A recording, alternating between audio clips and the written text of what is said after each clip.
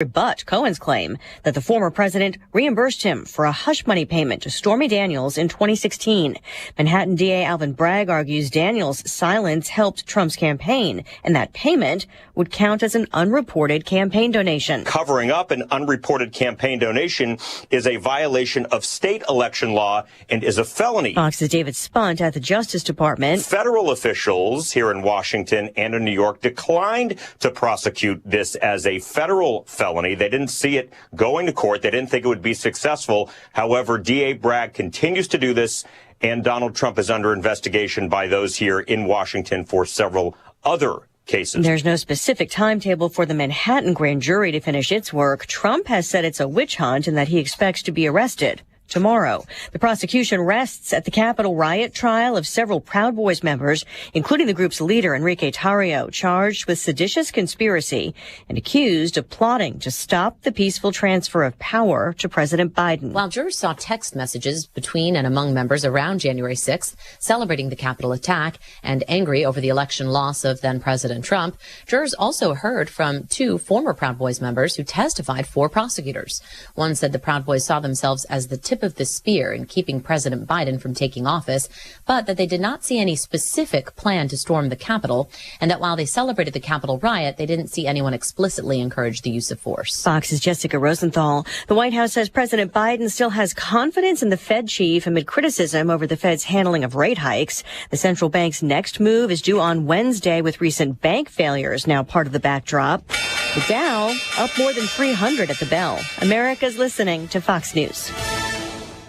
Hey, it's Jesse Kelly. Are you paying attention to China, Russia, and Ukraine? Any reminders of the Cold War days? If you've been on the fence about buying gold and silver, now is the time to make the call. Securing your IRA or 401k with real gold and silver is a portfolio protection plan, and Oxford Gold has made it as easy as 1, 2, 3. Call Oxford Gold right now and ask about bonus opportunities you may be eligible for. 833-404-GOLD. That's 833-404-GOLD. Do you find yourself stuck in a timeshare? Get the real facts about the timeshare industry and your options for cancellation. Chuck McDowell, founder of Wesley Financial Group, beat the largest timeshare company in federal court and has put together a free information guide that reveals the secrets the timeshare industry doesn't want you to know, including the 5 ways to get rid of your timeshare. Call now and get this timeshare cancellation guide absolutely free. Call 800-857-5656. That's 800-857-5656. Police and school officials in Texas have just given an update on a school shooting that happened early today on the first day back from spring break at a Dallas area high school. They've just confirmed that one student who was shot has died. Another injured student was hit by debris from the shooting, and the suspected gunman who's been in custody is a third student. For now, the investigation continues. Don't just talk to Russia's president. That message from the White House to China's leader. We encourage President Xi to play a constructive role by speaking with President Zelensky, which he has not done since Russia launched this invasion. Because China, quite frankly, we believe, should hear directly from the Ukrainians and not just from the Russians. National Security Council spokesman John Kirby, as the U.S. remains skeptical of a Chinese peace plan for Ukraine. President Xi visiting Moscow and meeting with Russia's President Putin, the two calling each other dear friends, as the U.S. also urges China not to provide lethal aid for Russia's war in Ukraine.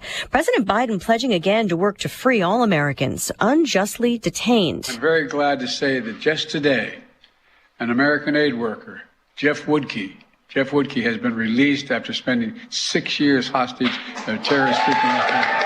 The release of Jeff Woodkey with Niger's help was announced earlier today. No details, though, on how freedom was secured. The cast of Ted Lasso visiting the White House to promote mental health, including the star of the Apple TV Plus hit, Jason Sudeikis. We encourage everyone, and this is a big theme of the show, is like to check in with your neighbor, your coworker, your friends, your family, and ask how they're doing, and listen sincerely. Sudeikis also encouraging anyone who needs help to ask for it, either from a professional or a loved one. His character in Ted Lasso suffers panic attacks. I'm Lisa Brady. This is Fox News. Hello again, everyone. Let's check weather for Eastern Illinois, Champaign, and Pan Am Saturday, and pretty typical early springtime weather around these parts. Nice recovery, that means on temperatures of the coming days, but it remains an active one here. Over the next 7 to 10 days for openers, no shortage of rainfall. We'll move into that springtime season. The vernal equinox at 4:24 this afternoon. Mostly sunny, windy, not so chilly. The high near 50. Bottoming out tonight at 33 and a south wind. Tomorrow increasing clouds, late day sprinkles at a high at about 53. South wind 20 to 30 and gusty. Rain at times tomorrow night, lows near 40. It'll be windy and mild Wednesday with a couple of showers around morning and afternoon. The high about 58. Windy warmer still for the day on Thursday. Should top 60 with showers and thunderstorms both morning and afternoon. More rain ahead for Friday with a high near 48 degrees. A sharp turn drying over the course of the weekend, mainly Saturday. Mostly sunny 53. Back into another widespread wet weather system for Sunday and Monday of next week. High temperatures still well into the 50s. For Stevie J Broadcasting, I'm meteorologist Greg Solgay. Ignition sequence start. 5, 4, 3, 2, 1. Liftoff. Check. I literally just create madness. Well, they're up. I'm going to go off here. They don't have a great quarterback. I got to take a break. I'm getting in trouble. To win the Big Ten, you first got to win the West. Bad Bunny. Have you heard his name in a while? No. Has it bothered you? No. Defensively, they got to come in with some confidence. Is that even analytics? I'm in a parking garage, kind of lost. Terrence Shannon, Matthew Meyer, R.J. Melendez, Coleman Hawkins. These trophy presentations aren't over. I didn't come here to go 5-7. I'm so proud of Illinois football right now. I'm so tired of Joel Embiid. We're not taking Patrick Corbin. I want to bet the Bears. Oh. You are Reba McEntire's niece. Roshan Russell. Coach Bielma. You no longer salute to yourself. What? We got all kinds of things for you here. There's a lot of glass. Oh. Guys, we have breaking news. Uh-oh. It's The Drive. Schmack Dogs. Thunderstruck.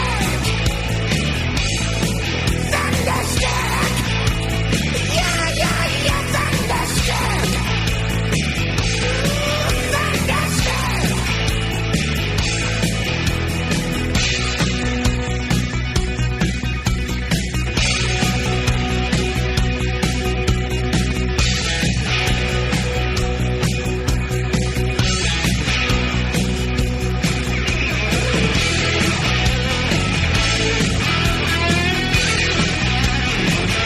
Hey, we're back.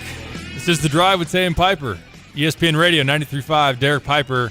Kyle Toss, no Lante today. He's enjoying the sunshine, watching some baseball. Andrew Tay in action, toeing the hill today. I'm jealous that I'm not watching some hardball because I've been getting into it, Kyle. Look, we're going to talk a bunch of basketball. I've been enjoying. This is one of the best, coming off one of the best weekends of the year, probably even the best window, I'd say, of the tournament. Now, when you get some really high-profile Sweet 16, Elite 8 matchups, which I think we do have a handful of those. That is always exciting, which we'll preview as we go along in the week. But I'm just getting the quantity in the first weekend where you got basketball from 11 to 11. You know, that can't nothing beats that. Can't beat it.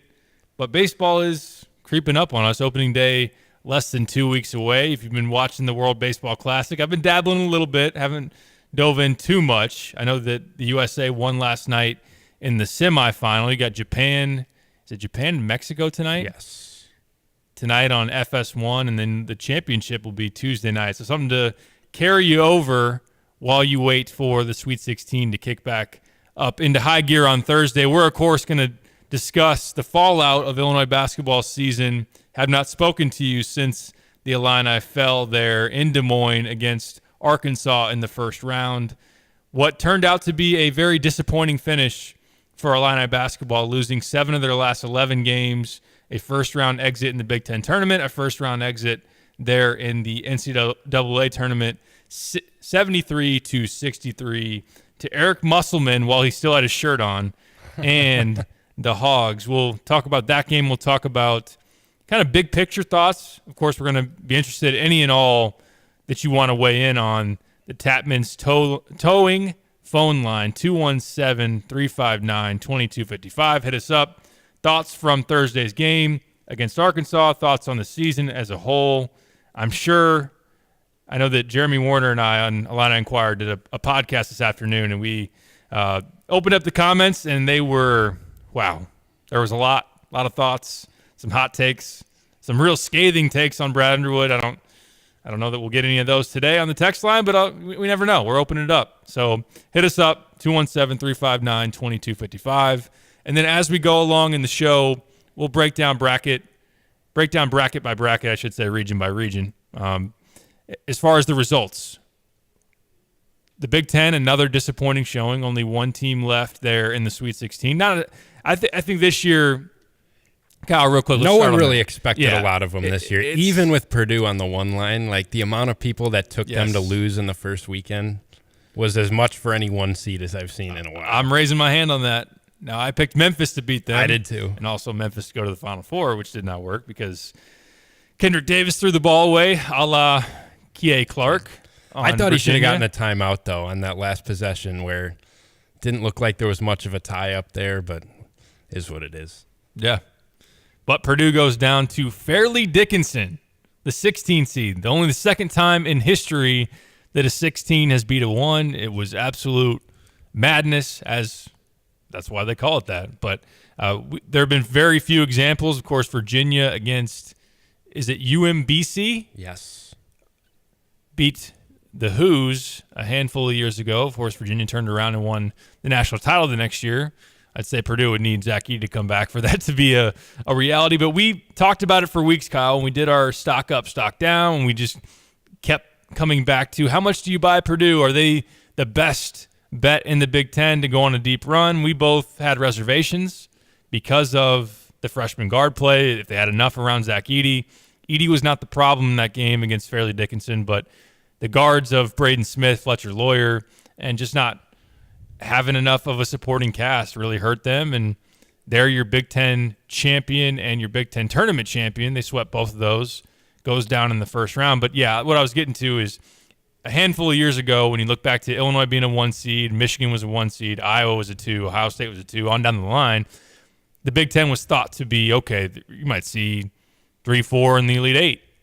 This year we didn't have that line of thinking, and they didn't overachieve by any means. But what do you make of that? Let's start there before we go diving in on Illinois. The Big Ten, I know you said it there, it wasn't surprising. Is there any big takeaway for you? What has to change for the Big Ten, in your opinion, to get out of this trend of early exits?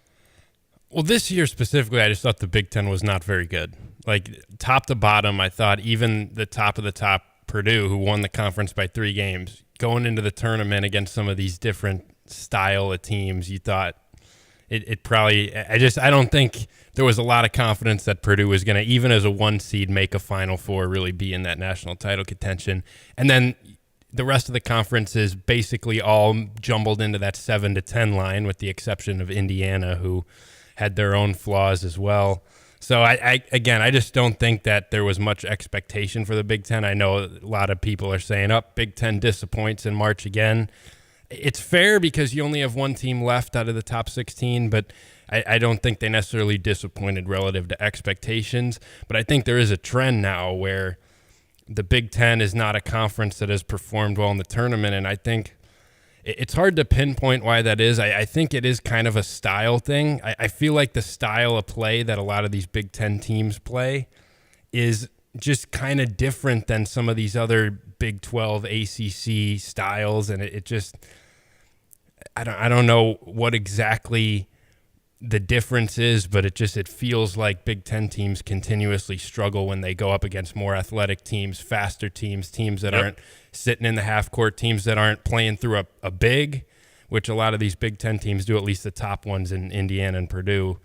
So I just think I don't know how it really changes, because I don't know if it's just magically every Big Ten team is going to change the way that they recruit and play, but it's definitely something that I don't know if it's a easily fixable thing, and it is a trend that is not shining a good light on the conference. No, and it doesn't seem to be going away. Of course, we'll see how the conference stacks up next season. This year they lost a lot of talent. Like, there was the most NBA draft picks the league had since the early 90s, so there was a lot to reload there in terms of talent. And you went into the season, there was only 2 top 20 teams nationally in the Big Ten. Indiana was the only one in the top 15. It was the first time in forever the Big Ten hadn't had a preseason top 10 team. I was trying to dig back into it. I think it was at least through 1960 there hadn't been one a year where a Big Ten team wasn't a top 10 team. Illinois was also in the top 25. You had some fringe top 25 on the back end where you had Michigan State. Ohio State had a couple of votes or a couple of pundits putting them in that range. Michigan State was kind of in that list as well, but there wasn't the heavy hitters. There was always the question of, were there some real contenders that could make some legitimate noise? We knew it was a deep conference. We knew it's one that could always be tough to get through, and you never know what's going to happen any given night. I think even though they didn't make the second weekend, you'd tip your cap to Penn State, what they were able to put together. Maryland looked decent. Like they were able to win against West Virginia. They ultimately got hammered by Alabama. Indiana was one that came into the year with a lot of expectations. Even down the stretch, I thought that they were the team that was the most poised to go on a deep run of if there was going to be one in the Big Ten. They, of course, lost to Miami. And as you were saying, as I was looking around Twitter last night, those that cover Indiana fans, there was a lot of Miami just has so much more athleticism than we have, and that really stood out in that game. And I don't think the Big Ten's making a conscious effort to say, you know what we don't want? Athleticism. When we recruit, let's go out and just try to find shooting. Let's try to find big men. We don't really want athleticism. I don't think that's necessarily happening. But as far as, the style of play with the bigs on the inside, the way that just you turn it into a lot of half-court games in the Big Ten, that is something that you get out and you play a Bama. You look at what Auburn did to Iowa, teams that really run and can speed you up and that whole kind of deal. And even Fairleigh Dickinson was pressing Purdue. They must have watched the film and saw that, number one, Illinois had a lot of success against them doing that. And Tobin Anderson goes, more I watch these guys, I think we can beat them. In the locker room, goes out and does it. That was a ballsy call, and to do it is one that's going to be remembered for a long time. Now, they led there in that second half against Florida Atlantic. Maybe they could make the Sweet 16, but they fell just short. So it's been a really fun tournament, a lot of upsets. If you're those that love to root against the blue blood, you're having fun too. Kansas is out. Duke is out. Kentucky's out. North Carolina obviously didn't make the tournament at all. So that's a part of this that's been pretty fun, especially if you're looking for, let's see something different. Let's see a different kind of Final Four. Let's see someone who maybe has a chance to win it for the first time in a while, if not win it for the first time ever. But we'll break down the tournament more as we go. The team that's not going to get their first title, the Illinois Fighting Illini. Nobody was holding out hope for that. Very few were holding out hope they were going to make it to the second weekend based on the form that we saw down the stretch and then also the draw.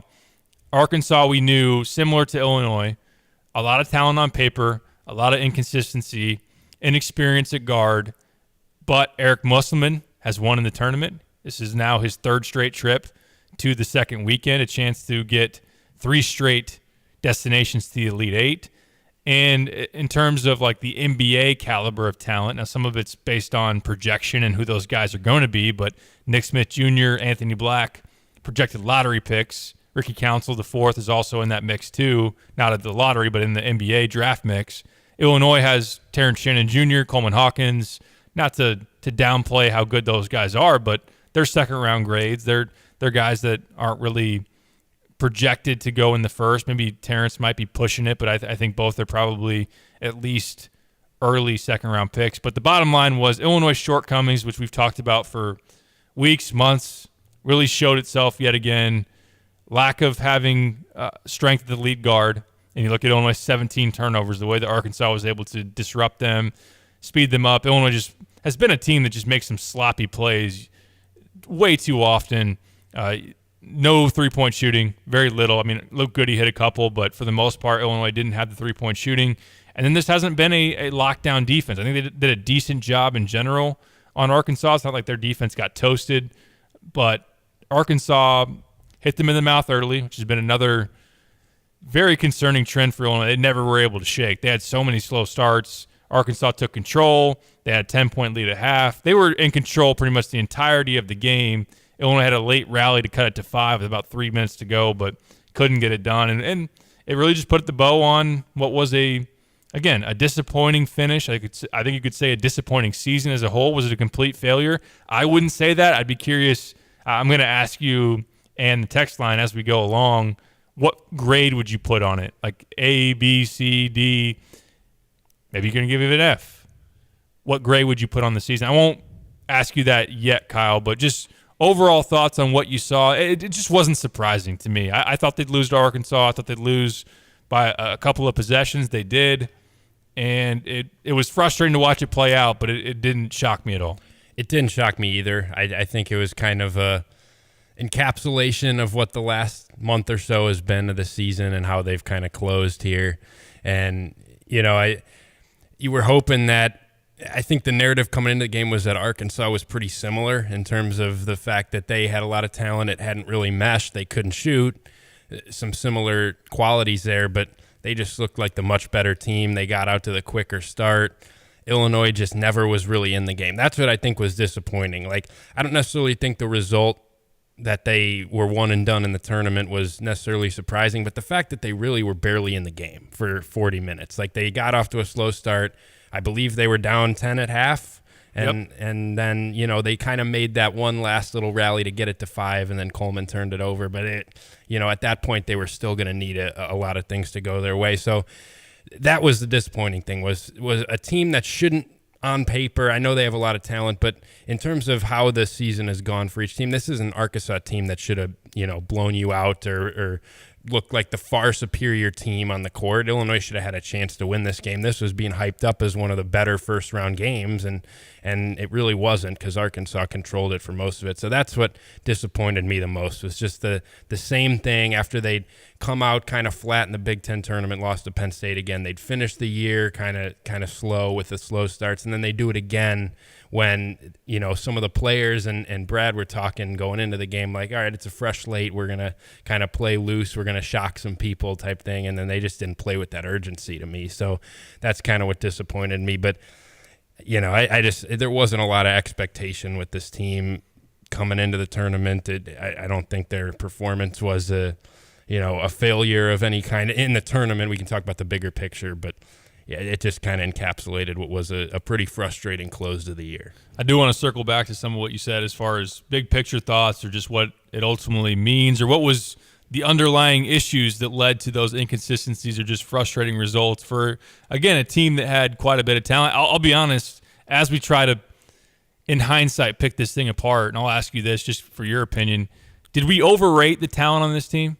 Now, like, Terrence Shannon Jr. is a guy that's in the NBA draft conversation. Coleman Hawkins is too. Matthew Meyer should at least get a summer league invite, have a chance to earn a spot, whether it's on a G League team or maybe it's a two-way deal, whatever it's going to ultimately be. And Meyer and Shannon were graded as two of the top 20 transfers out there on the market. I mentioned Hawkins' potential, and then you got a lot of guys that were ranked top 100 as far as recruits, like Jaden Epps, Ty Rogers, RJ Melendez at one time. Luke Goody was a 4-star talent.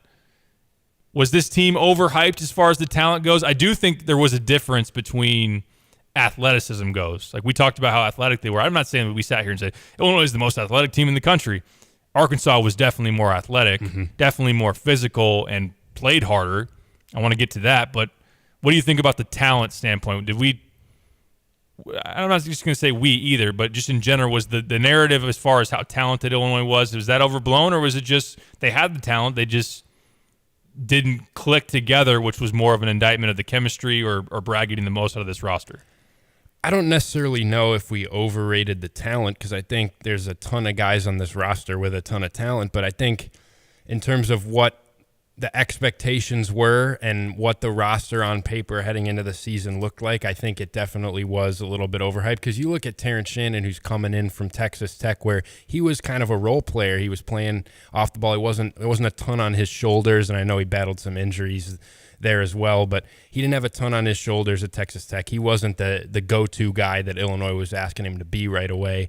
Matthew Meyer, similar thing. He's a guy who came off the bench on that national championship team, and then last year, he was a guy that would make some shots, but he's not a guy that was a go-to scorer for that Baylor team. And then Coleman Hawkins, a guy who's been, played sparingly up until this year. I mean, he came on down the stretch last season where he was inserted into the starting lineup, played 30-plus minutes consistently, but this was his first year of truly starting and putting a lot on his shoulders. And at the start of the year, and then kind of went back to it at the end of the year, he was doing a lot offensively. He was a focal point of how they were running their offense, and then was tasked with a lot defensively as well. And then aside from those three guys, you got a bunch of freshmen and Dane Danger, who hasn't played any college basketball. So from that standpoint, I think that the expectations entering the season were probably too high, because when you look at those pieces, while there's a lot of talent there, we probably expected too much of that when you really look at what each of these guys is. And, a lot was put on, Terrence Shannon to come in and lead this team. Well, he hasn't been a part of Brad Underwood's system and this program. Matthew Meyer hasn't been a part of that, and he wasn't really a big vocal leader on those Baylor teams either. So,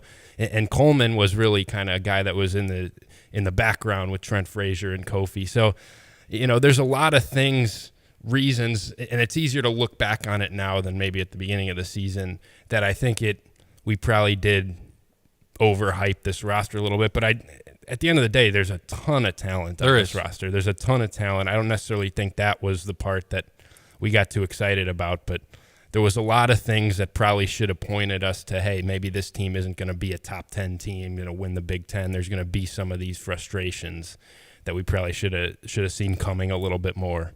Yeah, it was maybe all these pieces complementing each other better. And when you think about that, well, you have a lot of individual talent. You didn't have a lot of shooting. You didn't have a lot of on-ball playmaking. You mentioned bringing Shannon in, a guy that was off the ball a lot.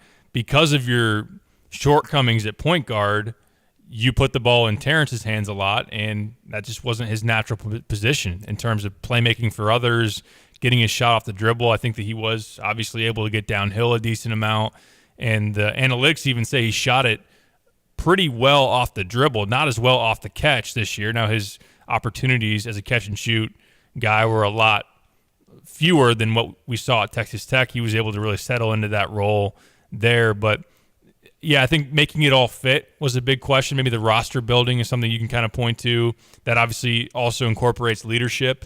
And I do want to get to that. There's so many angles of ways to break this thing down. And I did ask Brad about continuity, because he kept bringing up the fact that this is one of the youngest rosters in the country, definitely at the Power 5 level. So then I asked him, how important is it to get guys back? How important is it to have veterans play together and push forward? Because Illinois didn't have that. They've had it in the past. And while you can say you're young this year, if you then lose a bunch of guys, I'm not saying it's going to happen, but it could in the portal, then all of a sudden, we'll see how young it would ultimately be, but it would be a roster once again that would be very new to each other. I think that's something that Brad has talked about as a reason why it didn't work, and we'll see if they can combat against that way. So how important is continuity? He also talked about what they need in the portal as well, or just this offseason, how they need to address some of their shortcomings, and then why it didn't all click. We'll play some clips from Brad Underwood when we come back. Of course, I got other questions that I want to bring up for the text line for Kyle. And let me, before I get into a Busey read real quick, A through F, what is your grade on the Illinois basketball season? I know it's obviously not an A. It's probably not a B. Is it a C minus? Is it a D? Is it a flat out F? Brad did say it's his most talented roster top to bottom going into the year. There were some injuries. Sky Clark left. How do you ultimately grade what was a Illinois basketball season that had significant expectations but then fell there in the first round in the NCAA tournament? We'll get to that and other thoughts on the Tapman's Towing phone line as we go along. But before we catch a break, got to tell you about Busey real quick.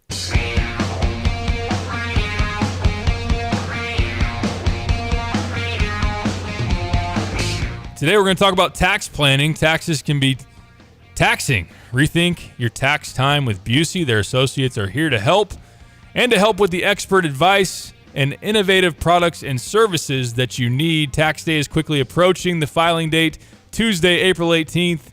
To avoid costly penalties and keep money in your pocket, contributing to retirement accounts by April 18th. Organizing your records, filing electronically to pocket your refund faster. Did you know that less than 1% of Electronic returns have errors compared to 20% on paper. It pays to do it online electronically. The typical taxpayer receives nearly $3,000 in a refund, and make the most of this year's refund by paying down on bad debt, building savings, retirement, and investment accounts, or establishing or restoring an emergency fund. Busey, of course, is here to help. You can check them out online at Busey.com or give them a call anytime, 1-800-67-BUSEY. They also have many convenient locations to stop by and check them out.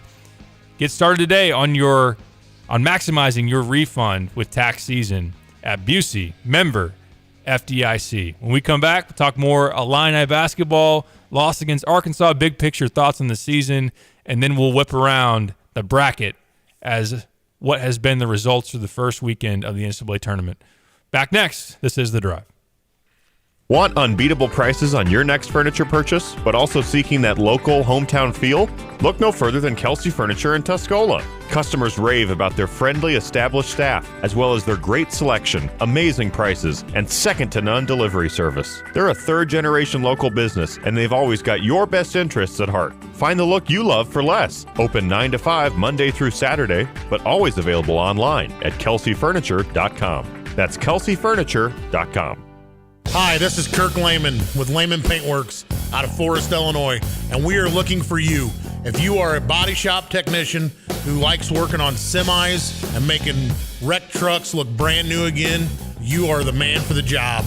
Get on our website at lehmanpaintworks.com or give us a call at 815-657-7590. We want you. Please go to our website at lehmanpaintworks.com. Click on the Jobs tab and send in your resume. If you're looking for a pre-owned car, truck, or van, look no further than Sarah Champagne. You know them for their 5 incredible vehicle brands, the BMW, Honda, Subaru, Buick, and GMC. But did you know they also have over 100 used cars, trucks, and vans in stock right now? And at Sarah Champagne, they will take care of you. You can trust them. And prices begin at under $2,000. Stop by Sarah Champagne. They're Burwash and Savoy, or go online. SarahChampagne.com. That's Sarah, S-E-R-R-A, Champagne.com. Illini pizza fans, great things come from Jets Pizza. Detroit-style pizza is one of them. Freshly made dough pressed into steel pans inspired by the Motor City. Topped with premium mozzarella, Mama Jet's secret sauce, fresh toppings, then baked to the thickest, crispiest, cheesy crunch. Want Detroit-style proof? Order Jet's famous 8-corner pizza. It's 8 pieces of crispy, crunchy, and cheesy to the edge pizza. Right now, get $5 off an 8-corner pizza at regular menu price. Online code 8SAVE. Jets Pizza. Better because it has to be. Ready for an exciting change?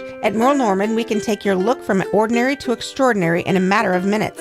Our innovative skincare, perfectly matched foundations, and on-trend colors will make a difference that's written all over your face. Come in and see what a makeover can do. We'll help select the products that are just right for you, and we'll teach you tips that the pros know about applying your most flattering shades. Ask for your free express makeover today, calling 217-359-8100, or visit 706 West Market View Drive in Champaign. By now, you've all heard the expression, when you turn the key and the car won't run, call 367-9481 for PDR Automotive. They are what's best for your truck or car. They are PDR. But who are they? They, the PDR staff, understand that a name is only as good as the people that represent it. The PDR staff has more than 335 years of combined automotive experience, several employees now on staff for more than 25 years. PDR, more than just a name. Family owned and operated, now celebrating over 50 years in business. If you're in the market for a new car battery, you could go to one of those big box stores, except there's no guarantee you'll be served by an actual car expert. Clean up in aisle 3. You could pick a battery off the shelf, except it might be close to expiring.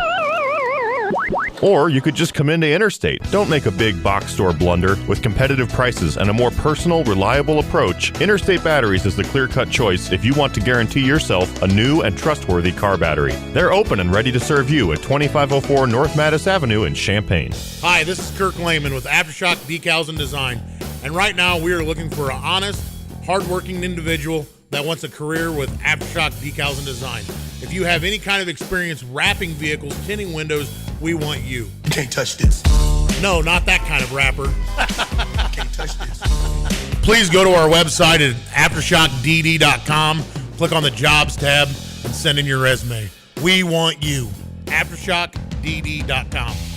Invested in our community since 1908. Hi, this is Todd Durakan with First Federal Savings Bank of Champaign-Urbana. Maybe you've attended an event at one of the more than 50 organizations First Federal supported last year. We help make our community a better place, and we invite you to visit us and discover better banking for yourself. Experience the exceptional, friendly service from our knowledgeable staff. Speak with real people, not a recording during business hours. We're never too busy for you. Hey, if you're not already banking with us, give us a try. We think you'll love it here. 356bank.com. Member FDIC. Equal housing lender. NMLS 435120. Hey, Illini fans, it's Max Kellerman. Catch Lon Tay and Derek Piper weekdays from 4 to 6 right here on ESPN Radio 93.5. Back on the drive with Tay and Piper, Derek Piper, Kyle Tosk.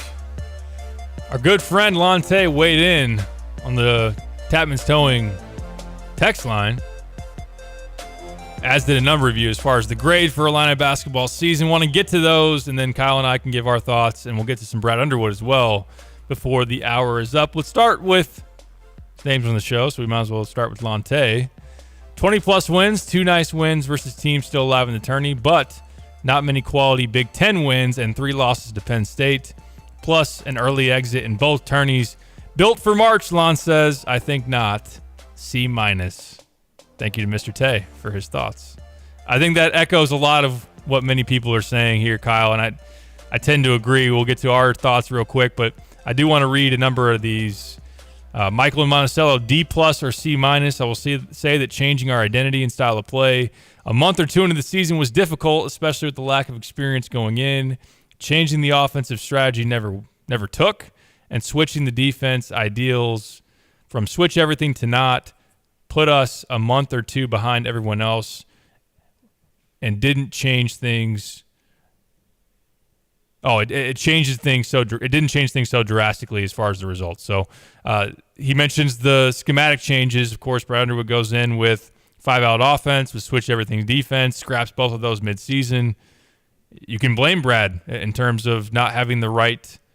I think it's two-sided in that he made some changes that helped you get to an NCAA tournament, helped to get the team right back on the tracks at the very, very least when they were losing by a bunch to Missouri, lost at Northwestern, and raised their floor by changing some of those scheme things, but obviously weren't able to get to the ceiling within that. I think especially offense for me was a big disappointment with all that offensive individual talent that weren't able to run things that were able to give people too much problems. Ben and Paxton, I'm going to C+. Disappointing to end in the way we did, but getting back to the tournament with as much as we lost from the previous season is a win. Grade could change depending on how many people hit the portal, but if we retain most of the roster, I think we'll look back on this as an in-between year. Good note. As far as Nick in Texas, got people all over the place. C-. Not a big fan of adding 2 transfers, 4, then 3 freshmen. No returning starters, not much returning scorers, a lot of talent, no chemistry. Scott and Terre Haute, D-. 11-9 and a bad Big Ten, 1 and done in both tournaments. What do you think, Kyle? Do you want me to give my grade or just kind of? Yeah, go ahead.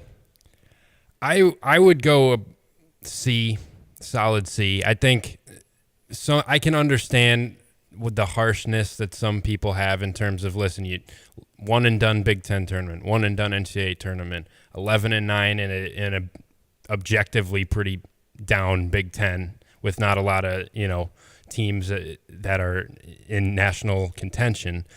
But at the same time, I think to lose all 5 starters from last year's team, to lose all the experience you lost, to lose Kofi Coburn, and to come back and to replenish the way that you did, and to get back to the tournament and win 20 games, I think there's something to still be said for that. Now, it wasn't necessarily a pretty path to get there at times. I understand that, but you sit here last March after Illinois loses to Houston and knowing that, Kofi's leaning towards leaving. You're losing Trent Frazier, DeMonte Williams, those program guys, those leaders. You lose Jacob Grandison. You lose these other guys. And you thought it should be a rebuilding season. I mean, you got a good freshman class coming in, but, we didn't know that Terrence Shannon was coming in, Matthew Meyer, some of these things, you didn't really know what to expect. And to still come up with 20 wins and a 9 seed in the tournament, I think to say D- or F, I think would be unfair, because at that point, I think you're expecting to be in national championship contention every season. I don't think that's a realistic expectation unless you're maybe Duke or Kansas or whatnot, then you can understand it. So that's probably where I'm at. I think it was frustrating. They didn't live up to maybe their ceiling, but listen, I mean, I'd rather have a coach in Brad Underwood who's aggressive and trying to put together a competitive roster every season and going after transfers. And I think he learned a lot from how to build a roster that he can use going forward. But the alternative was just play a bunch of freshmen, lose all those guys, don't, go after a Terrence Shannon and Matthew Meyer, and Illinois is not even near the tournament, and it's a full rebuild year. So I'll take a 9 seed in the tournament and a 20-win season if that's going to be your down year. Now, heading into next year, you want to learn from some of the things this year. That's what's, you look back on this season far more negatively if next year's more of the same. But I still have a lot of trust in Brad that he's going to get things back in the right direction and learn some lessons from this season. I agree with a lot of what you said. I think especially if you consider the talent, being able to add the talent in the offseason to put this roster on paper and to go in with a chance, because you wouldn't have had one if you weren't able to go out there and get Matthew Meyer, Terrence Shannon, and I mean, you lost a bunch, like you said, with Trent and DeMonte and Kofi and Plummer and Grandison ultimately leaving as well, Curbelo, Pods.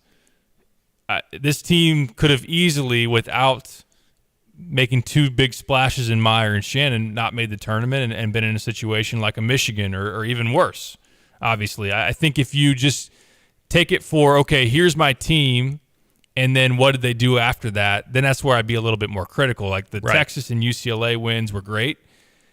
I don't want to call them fluky, but you were down double digits in both of those. You had to come back from 15 down against UCLA. You were 5 down in the last minute against Texas. You had to find a way to win those games, but how repeatable were those performances? I don't know. And then you look in the Big Ten, and you did take advantage of what was a softer schedule. I think ultimately only 2 of your Big Ten wins, if I had this right, only 2 of your Big Ten wins were against tournament teams. I think Michigan State and Northwestern at home were the only tournament teams you beat in Big Ten play, and then to lose 7 of your last 11, and the fact that the offense you're never able to figure out the offense, the chemistry never clicked, no matter whose fault that is, whether it's the players, whether it's Brad, whether it's the combination of the two. That's something that's really frustrating when you see a team like Penn State who's, and I know that their regular season wasn't great. They got in, they made noise late, but that's what this season was always about. I think we gave them a pass to an extent on the ride through the regular season. Well, we called it a roller coaster, and we talked about it felt week after week. It's like, man, how frustrating is this? How crazy is this? The highs are great, the lows stink. Like, what do you make of this team? And I think by the time you got at the end of the line, you're frustrated, and you said, okay, there's no signs of this thing leveling off. How can you trust them? You can't. But then it's like, okay, even beyond their comments of, Brad saying after Purdue, we're playing our best basketball, or Coleman saying we're built for March. A lot of people scoffed at that for good reason, because they were wrong. But I sat there, even going into the Big Ten tournament, saying, okay, well, there's little signs that they're about to really put the consistency together. If they do, this is what it was always about. It was always about March.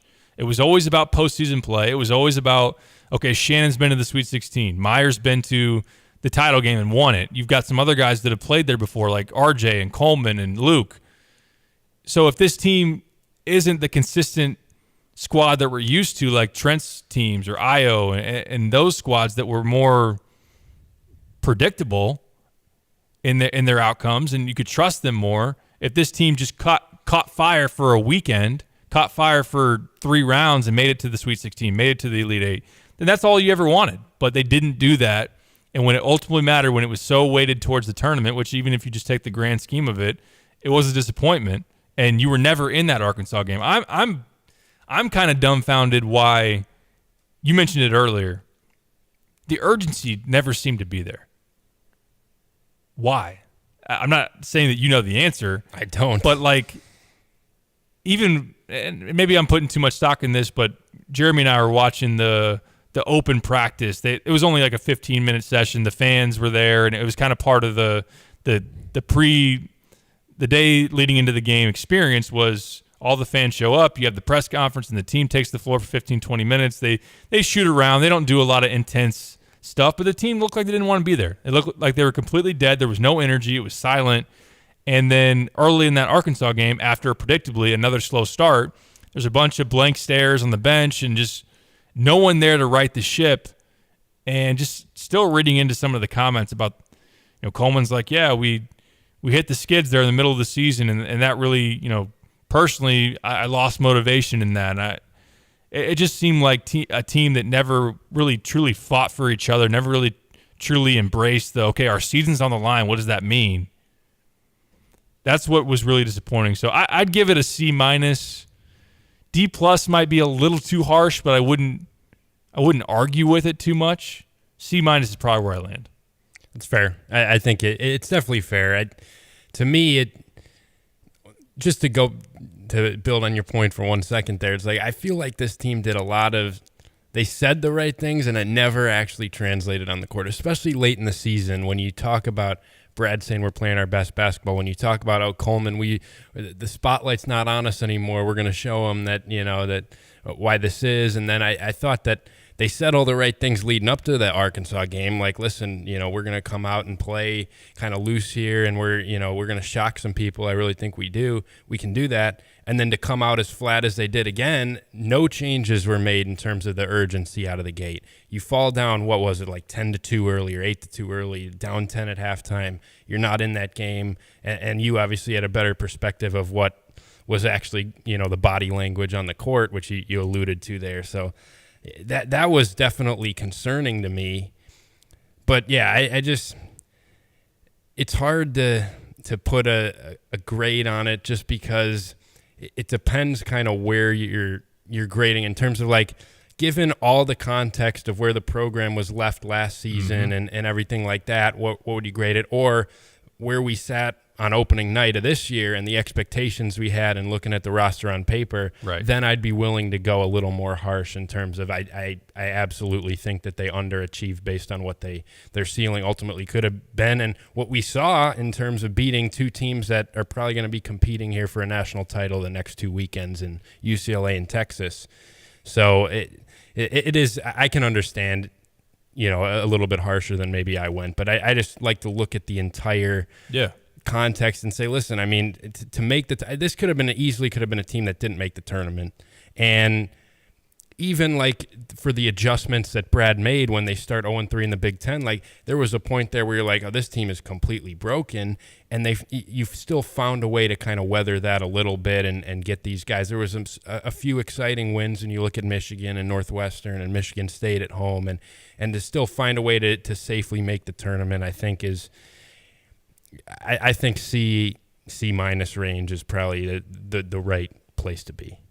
Yeah, I still think that's very fair, especially if you look at where you were at this time last year or thereabouts when you saw who was leaving, who was hitting the portal, and what the staff had to then do to build it up, give yourself a chance. Like you said, you had some of the high points, and then also to just make sure you're making the tournament. Well, I know people are tired of hearing, it wasn't that long ago that this team wasn't making NCAA tournaments. Yeah, I'm not even trying to go there. Right, I think it shouldn't be that point anymore. We're at a point where that's long in the past. That's not the measuring stick that we should be using.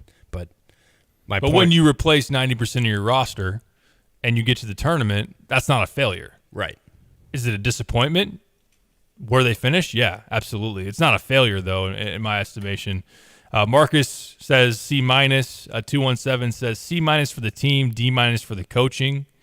Josh says, I'd give them a D. Yes, made the tournament, but the team was unwatchable at times. No leadership, no direction. Players doing whatever they want. Meyer was largely a flop. Clark gone midseason. Concussions, just couldn't get it going.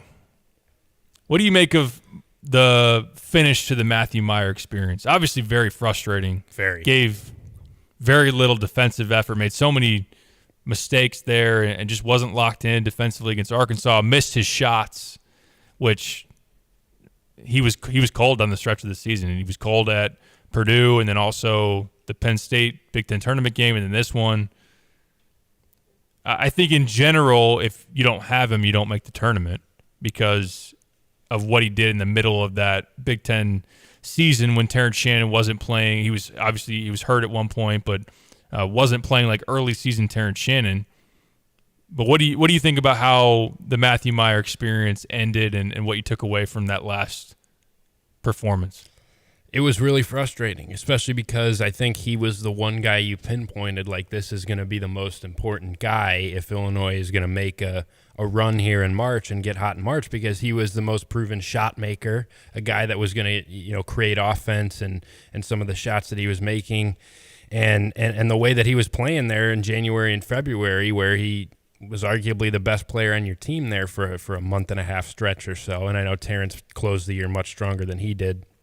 But, yeah, it was disappointing because, listen, I mean, he shot, 1 for 15 from 3 to close the season, which, listen, everyone has a slump and gets cold. I don't know if that's necessarily his fault that he just was cold there at the wrong time. It can happen to anybody, really. But the fact that was just, to me, just wasn't given the effort defensively. He was, Brad pulled him off the floor there late in the Arkansas game because he just was making too many mistakes. We saw that against Penn State at times. There was some laziness on his part. And also, even if you're cold shooting, this is a guy that's been in a national championship game. So you should be able to lean on that in March. And he just wasn't the type of guy that really took that role and took that leadership role and said, this is what it takes. I've been here before. And for some of the younger guys, it never seemed like he was that guy to really guide the team and provide that. So that was really the most frustrating part. I can live with a guy who's just cold at the wrong time. It can happen to anybody. It is what it is. He was red hot there for a stretch and ice cold for a stretch to end the year. But some of the other things, the effort issues, the way that I thought they could have leaned on him a little bit more for his experience and some leadership that never really happened, that's what definitely was frustrating. And, I don't necessarily think you should call it a flop. I don't know if landing Matthew Mayer was a flop because he was pretty darn good. I mean, he was an all Big Ten guy this year. Mm-hmm. But I understand he's definitely a frustrating player at times. And I think it's fair to question maybe sometimes if he was looking for his own shot too much or more focused individually as opposed to, the team and kind of buying into what Illinois was trying to do. I think, perfectly said. I think he was. I think he was very – and even in his comments said, I focus on what my job is. I'm supposed to go out there and shoot threes. I'm supposed to – now, he was a little bit higher on his own defensive acumen than I think anybody else when he says that I think I'm one of the best defenders ever. Is that what he said on the journey? I believe he said, I truly believe I'm one of the best defenders in college basketball history. Oh, boy. So, yeah, if you're going to say that, then some of the effort you give in the tournament is, oh, boy. Yeah, he's a different dude. He's a different dude, and he was it was frustrating that, like you said, that he wasn't someone that was trying to do the follow me, I've been there before, let me show you what it takes type of deal. He was more of the let me be the goofy guy, and teams need that in some senses. It's just the fact that Illinois didn't have the established leader from internally from the program beforehand, or like Terrence coming in and being that guy. For whatever reason, didn't seem like he ultimately was the leader that many had pegged him for going into the year. But I wonder if Matthew Mayer, I wonder if Matthew Mayer was hungry enough. Was he hungry enough? Because he had already wanted a title. And he had a bunch of NIL money, and he came in and he had a chance to improve his stock for the NBA. Was he hungry enough to have the team success, to do what it takes, to have the rest of the team go do it again, for him to go on another run? Like you said, though, he was a role piece on those teams. It was Davion Mitchell. It was Jared Butler. It was Mark Vidal. Like, he came off the bench for a extremely talented Baylor team that was very tough, really good three-point shooting team, and then could play some defense and really be physical with you. So Mayer wasn't the leading member of that, but I got the vibe, and especially the way he showed up in the tournament. Like, look, guys are going to miss shots. Guys are going to wear that sometimes. When they're in a rut, it's gonna show that they're not, feeling themselves or whatever. But I think for him and just the team in general, I wondered, where was the hair on fire, desperation? You see some of these tournament games that all of us are watching throughout the weekend, and some teams just come out crazy inspired, play their butts off. Sometimes you're going to make some mistakes because you're playing so darn hard. Illinois didn't do that, and I think that starts with the leadership. I completely understand why a lot of texters are texting in and saying it's Brad's fault. That, Brad assembled this roster. Brad didn't get them to be motivated, whatever reason. I think it was a tough task, and it does fall on Brad ultimately as he constructed this roster. But that was a frustrating thing for Matthew Meyer, in my opinion. Like you said, that he wasn't that guy, that he wasn't an example setter, that he was kind of just this goofy dude that could make shots. But as someone that talks so much about his body too, and then he does the monster energies, which was funny at the time. Like, he goes out and has a good performance against Michigan, and we all laugh, and he's got a monster energy. He didn't get a NIL deal, but they gave him some free stuff. It's just, that's where it contributed to the chemistry never being right. It contributed to not having a team that was fully together. He's not the only reason that happened. I think you had other guys that were too worried about their struggles individually. You had guys that weren't real leaders, and that was part of why it just totally didn't click. Yeah, and he started the season so slow too, and I don't know what the cause that was. Wasn't there some storyline that Brad was pushing about how he was kind of not really in shape coming in, or was that an injury related? I don't really know. I think partially, but again, there was some talk of, we need to get him to turn this thing up. He needs to get a little bit more serious. Yeah, so I guess we should have seen a little bit of that at the beginning, because he did start the season off really poorly, and coming into the year, he was going to be that guy with Terrence Shannon to, carry the load scoring and be one of your leaders and your top guys. And for him to start as slow as he did, it kind of got you off to a start where you can't rely on him. And then he comes in and he gets really hot, and you're trying to play through him, and then he disappears again late. And so he was really, it kind of fit the vibe of the entire team of really inconsistent.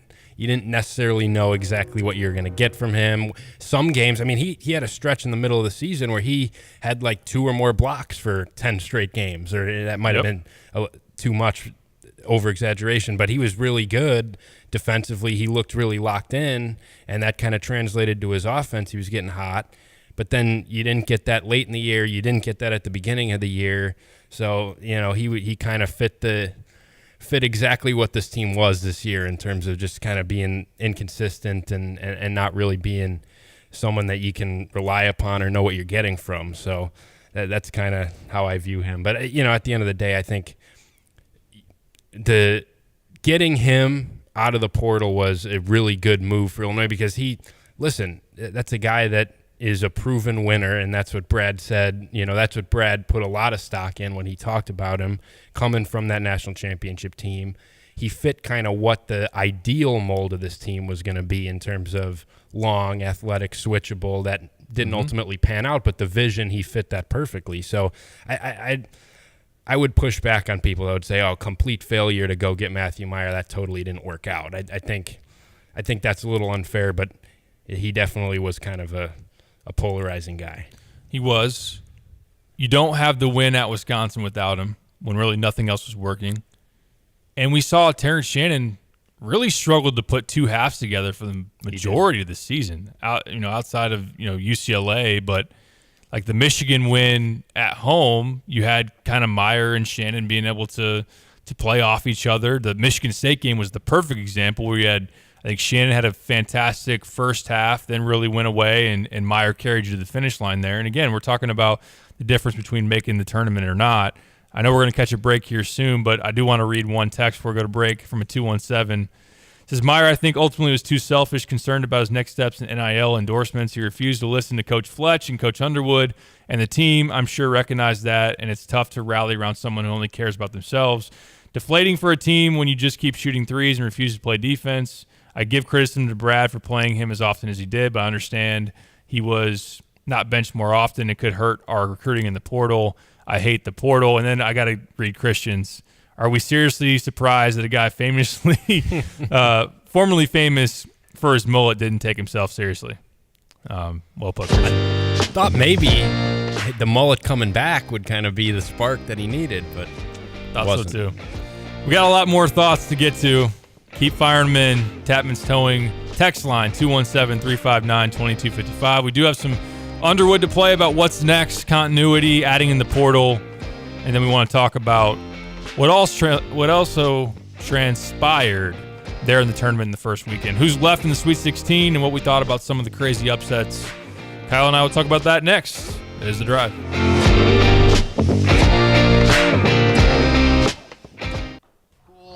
We believe it may have been targeted. Police said they took the juvenile male suspect into custody and recovered a weapon, saying the suspect never went inside the campus buildings.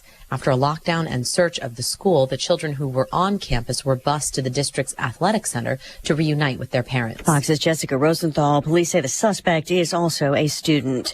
TikTok now has 150 million users in the U.S., up from the 100 million active monthly users reported in 2020. The popular app, under increasing pressure to split with its Chinese owner over security concerns, has been banned on government devices recently at the federal level and in a growing number of states. The TikTok CEO is scheduled to testify before a House committee Thursday. The Fed makes its latest rate hike decision Wednesday, and some analysts think it might pause hikes because of recent bank failures, which also remain under scrutiny in Washington. Fox's Chad Pergram on Capitol Hill. Lawmakers want to hold bankers and regulators accountable. They don't understand how the industry missed warning signs. Massachusetts Democrat Elizabeth Warren wants to tighten bank rules and raise the threshold for how much the government will insure deposits. Senator Warren has also been critical of Fed Chair Jay Powell and his handling of rate hikes to fight inflation. The White House says President Biden still has confidence in Powell. Wall Street bouncing back, at least for today, the Dow finishing up 382. America is listening to Fox News. Hey, it's Jesse Kelly. When the U.S. starts telling another country to end the war now, it's time to take a hard look at your own protection plan. If you've been on the fence about buying gold and silver, it's time to act. Securing your IRA or 401k with real gold and silver is a portfolio protection plan, and Oxford Gold has made it as easy as 1, 2, 3. Call Oxford Gold right now and ask about bonus opportunities you may be eligible for. Call 833-404-GOLD. That's 833-404-GOLD. Do you find yourself stuck in a timeshare? Get the real facts about the timeshare industry and your options for cancellation. Chuck McDowell, founder of Wesley Financial Group, beat the largest timeshare company in federal court and has put together a free information guide that reveals the secrets the timeshare industry doesn't want you to know, including the 5 ways to get rid of your timeshare. Call now and get this timeshare cancellation guide absolutely free. Call 800-857-5656. That's 800-857-5656.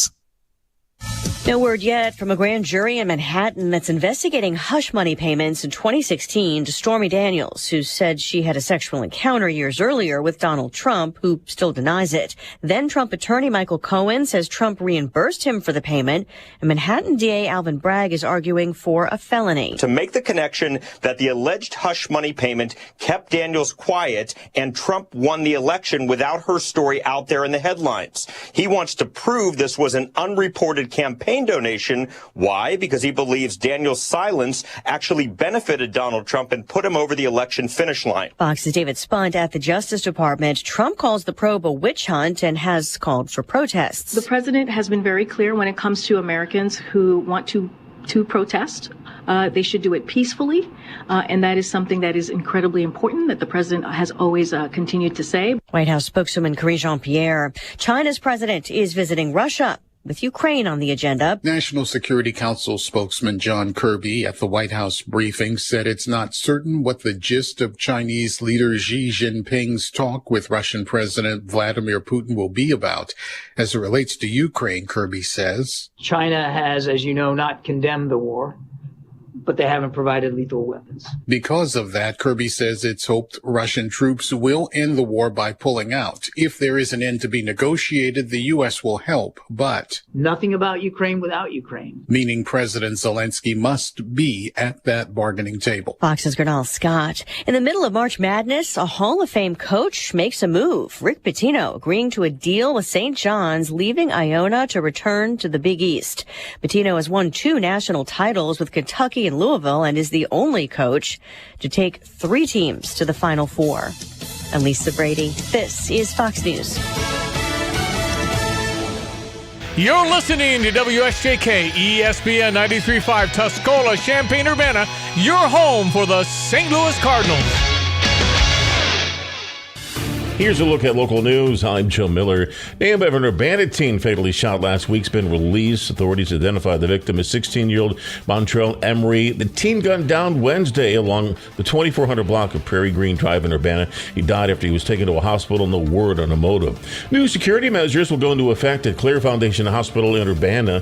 Starting today, hospital visitors and those entering through the emergency department will be required to show a photo ID, register, and wear a visitor badge. The visitor badge good for a day's visit. Security has protocols in place for those who don't have a photo ID. Hospital officials say these new guidelines are for the purpose of enhancing security. City of Urbana announced that there will be a lane shift on South Philo Road beginning at 7 this morning. The city said traffic on South Philo between Henry Street and Mumford Drive will be shifted to 1 lane in each direction. Traffic and access to all properties on South Philo Road will be maintained at all times. You're up to date from the Stevie J Broadcasting Newsroom. I'm Jim Miller. Ignition sequence start. 5, 4, 3, 2, 1. Liftoff. Check. I literally just create madness. Well, they're up. I'm going to go off here. They don't have a great quarterback. I got to take a break. I'm getting in trouble. To win the Big Ten, you first got to win the West. Bad Bunny. Have you heard his name in a while? No. Has it bothered you? No. Defensively, they got to come in with some confidence. Is that even analytics? I'm in a parking garage, kind of lost. Terrence Shannon, Matthew Meyer, RJ Melendez, Coleman Hawkins. These trophy presentations aren't over. I didn't come here to go 5-7. I'm so proud of Illinois football right now. I'm so tired of Joel Embiid. We're not taking Patrick Corbin. I want to bet the Bears. Oh. You are Reba McEntire's niece. Roshan Russell. Coach Bielema. You no longer. Yeah, salute to yourself. What? We got all kinds of things for you here. There's a lot of glass. Oh. Guys, we have breaking news. Uh-oh.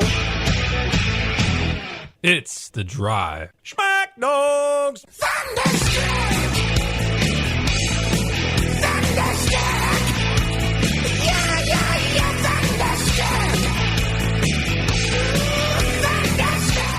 It is The Drive with Sam Piper, ESPN Radio 93.5, Derek Piper, Kyle Tosk.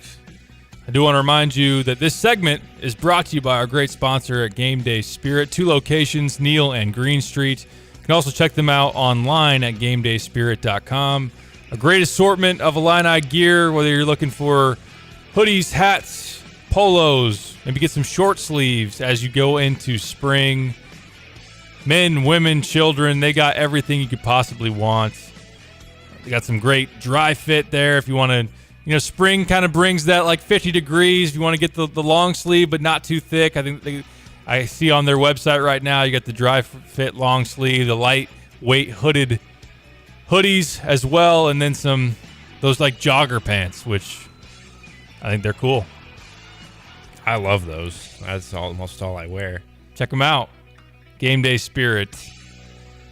GameDaySpirit.com. Neal and Green Street as well. Kyle, we're going to finish up our conversation on Illini basketball, which we're never really going to finish because, as I said, there's so much that we can break down. And we're going to have a lot to talk about as we go through this spring, look at the portal as that develops of who's available for Illinois, if Illinois has some players hit the portal themselves and how that affects Illinois' future. I think we're going to get to Brad Underwood's comments about continuity. It's really important, before we play him, let's talk about that real quick, of keeping the guys you want to keep, which I think for the most part are most of those that can return, whether it's Jaden Epps, Ty Rogers, Sincere Harris, Luke Goody, RJ Melendez. Also, if you could bring back Coleman Hawkins, Dane Danger's in that mix too. in terms of someone that can come back, still 2 years of eligibility. You'd have a lot more experience, obviously, and then a team that would be far more cohesive having had this season under their belt and pushing forward. How big of a deal do you think that is? And maybe who are the guys at the top of the list, if you could say Illinois can't lose these guys? Who would those be in your mind? First off, I think it is extremely important because we saw a lot of the shortcomings this year can be tied back to the fact that, you know, it's a bunch of transfers and younger guys that just haven't played together. And I think that that's where some of the leadership issues came in, some of the chemistry issues came in. And so to build some of that continuity and get as many guys as you can back, I think is extremely important because we see a lot of these teams that are still alive in the tournament. You look at UCLA, Texas, Gonzaga, you know, Houston, like these are teams that have older guys that have played together, that have been in the same system for a long time. And I think there's a lot to be said for that. So, yeah, to me, I think as many guys or every guy that you can possibly get back is someone that you should be aggressively trying to do so. And to me, I think it starts with the two freshmen that I think have really big-time futures in Jaden Epps and Ty Rodgers. Now, obviously, Coleman Hawkins, different story because he's going through the NBA draft process. But I think you got to get those two guys back because I think those guys can both be all-conference level guys that can be foundations in your program here for the next couple of seasons. And, you know, you want some of those. You don't want to have to go into the portal for your leading scorer every year. You don't want to have to go get a Terrence Shannon to say, hey, we need this guy. You have to come in and be the number one guy. I think for the most part, you want to be able to develop those guys within your program. And I think that those two guys are the most prime examples of that and have really big futures ahead of them. So, but yeah, I mean, everybody, I think Luke Goody is a guy that I feel terrible for the guy because he just to go through the foot thing and then there's already kind of an established rotation and he gets at the end of the year. I thought he closed the year pretty strong, but he just never could really get comfortable and it's hard to do that. And even RJ, like I think RJ, he closed the year strong. He played with some of the things that other guys didn't in terms of the energy. I thought he was a guy that did consistently bring energy. He was on the glass. He was really good defensively down the stretch and I just refuse to believe that guy's a 24% three-point shooter. I just refuse to believe that that's what he truly is. I think that'll improve, and so yeah, I think it is important. I want to see as many guys as possible back next year. For sure, I think Epps in particular. I mean, not to single him out above Ty Rodgers because I think I'd start the same way you did, and those two to me are the most important. I think Sincere's return is important as well. Yeah, I didn't mean to overlook him. Yeah, I think he's already voiced on Twitter there's no question he is coming back, which is great to hear because he's a guy that obviously fits the culture. I think he's a Brad Underwood type of guy with his grit, his toughness, how he plays defensively, his athleticism. And I think that as he gets stronger and his ability to finish around the basket will get better and just to slow down, to know when to dial up and down the speed gauge of you don't got to go 100 miles an hour. Maybe do so defensively, but offensively be able to slow it down when you go towards the basket and be able to finish under control. And that can be something that helps him going forward. Continuity at guard, ability to have a growing relationship like we saw with Trent Frazier, like we saw with Ayo Dosunmu at lead guard is so important. If Jaden Epps can be that for Illinois, to have some sustainability there with him, his growth, I think that he can be a really, really good scorer as a scoring point guard, whatever you want to call him, a score-first lead guard. I do think that as a playmaker, he'll get better. I think similar to Trent, he came in as a score-first, but that can be something that he progresses into, is being able to find others and learn how to run an offense, even if that's maybe not his first instinct or his top attribute. But his three-point shooting dipped as the season went along. I still think he's a decent three-point shooter, and we'll get better at that. But we know he can get into the paint. We know he can break teams down. He finishes really well around the rim. And then Ty Rodgers, I was really encouraged by what he saw February down the stretch. Like Swiss Army knife type of guy, so tough and willing to be physical, rebound, and then can play on the ball some. I think that's something that will continue to grow for him, is that kind of a point forward, someone that can go in ball screens and get downhill and finish. And you mentioned, we talked about RJ a little bit, and I was going to ask you about that. And without knowing any of the behind-the-scenes stuff, but do you get the vibe that maybe RJ is more likely to come back because of the way he responded? Because I think middle of the season when he was struggling so bad, he was starting to lose some of his minutes, he got suspended for a game, there was the thought of, RJ might be flipping the switch, turning it off, and going in the portal and finding out, what's out there for him. But the way he finished seemed like a guy that was still bought in, and he's had a lot of public comments about he really appreciates Brad Underwood for still trusting in him. Yeah, I do think so. I think there was a point there where he was really fighting it. He was really struggling, and it did kind of seem like, hey, first off, he probably needs to lose some minutes now in order to help us win, but also what does the future look like? You wouldn't necessarily blame him for trying to just look for a fresh start because for whatever reason things aren't working.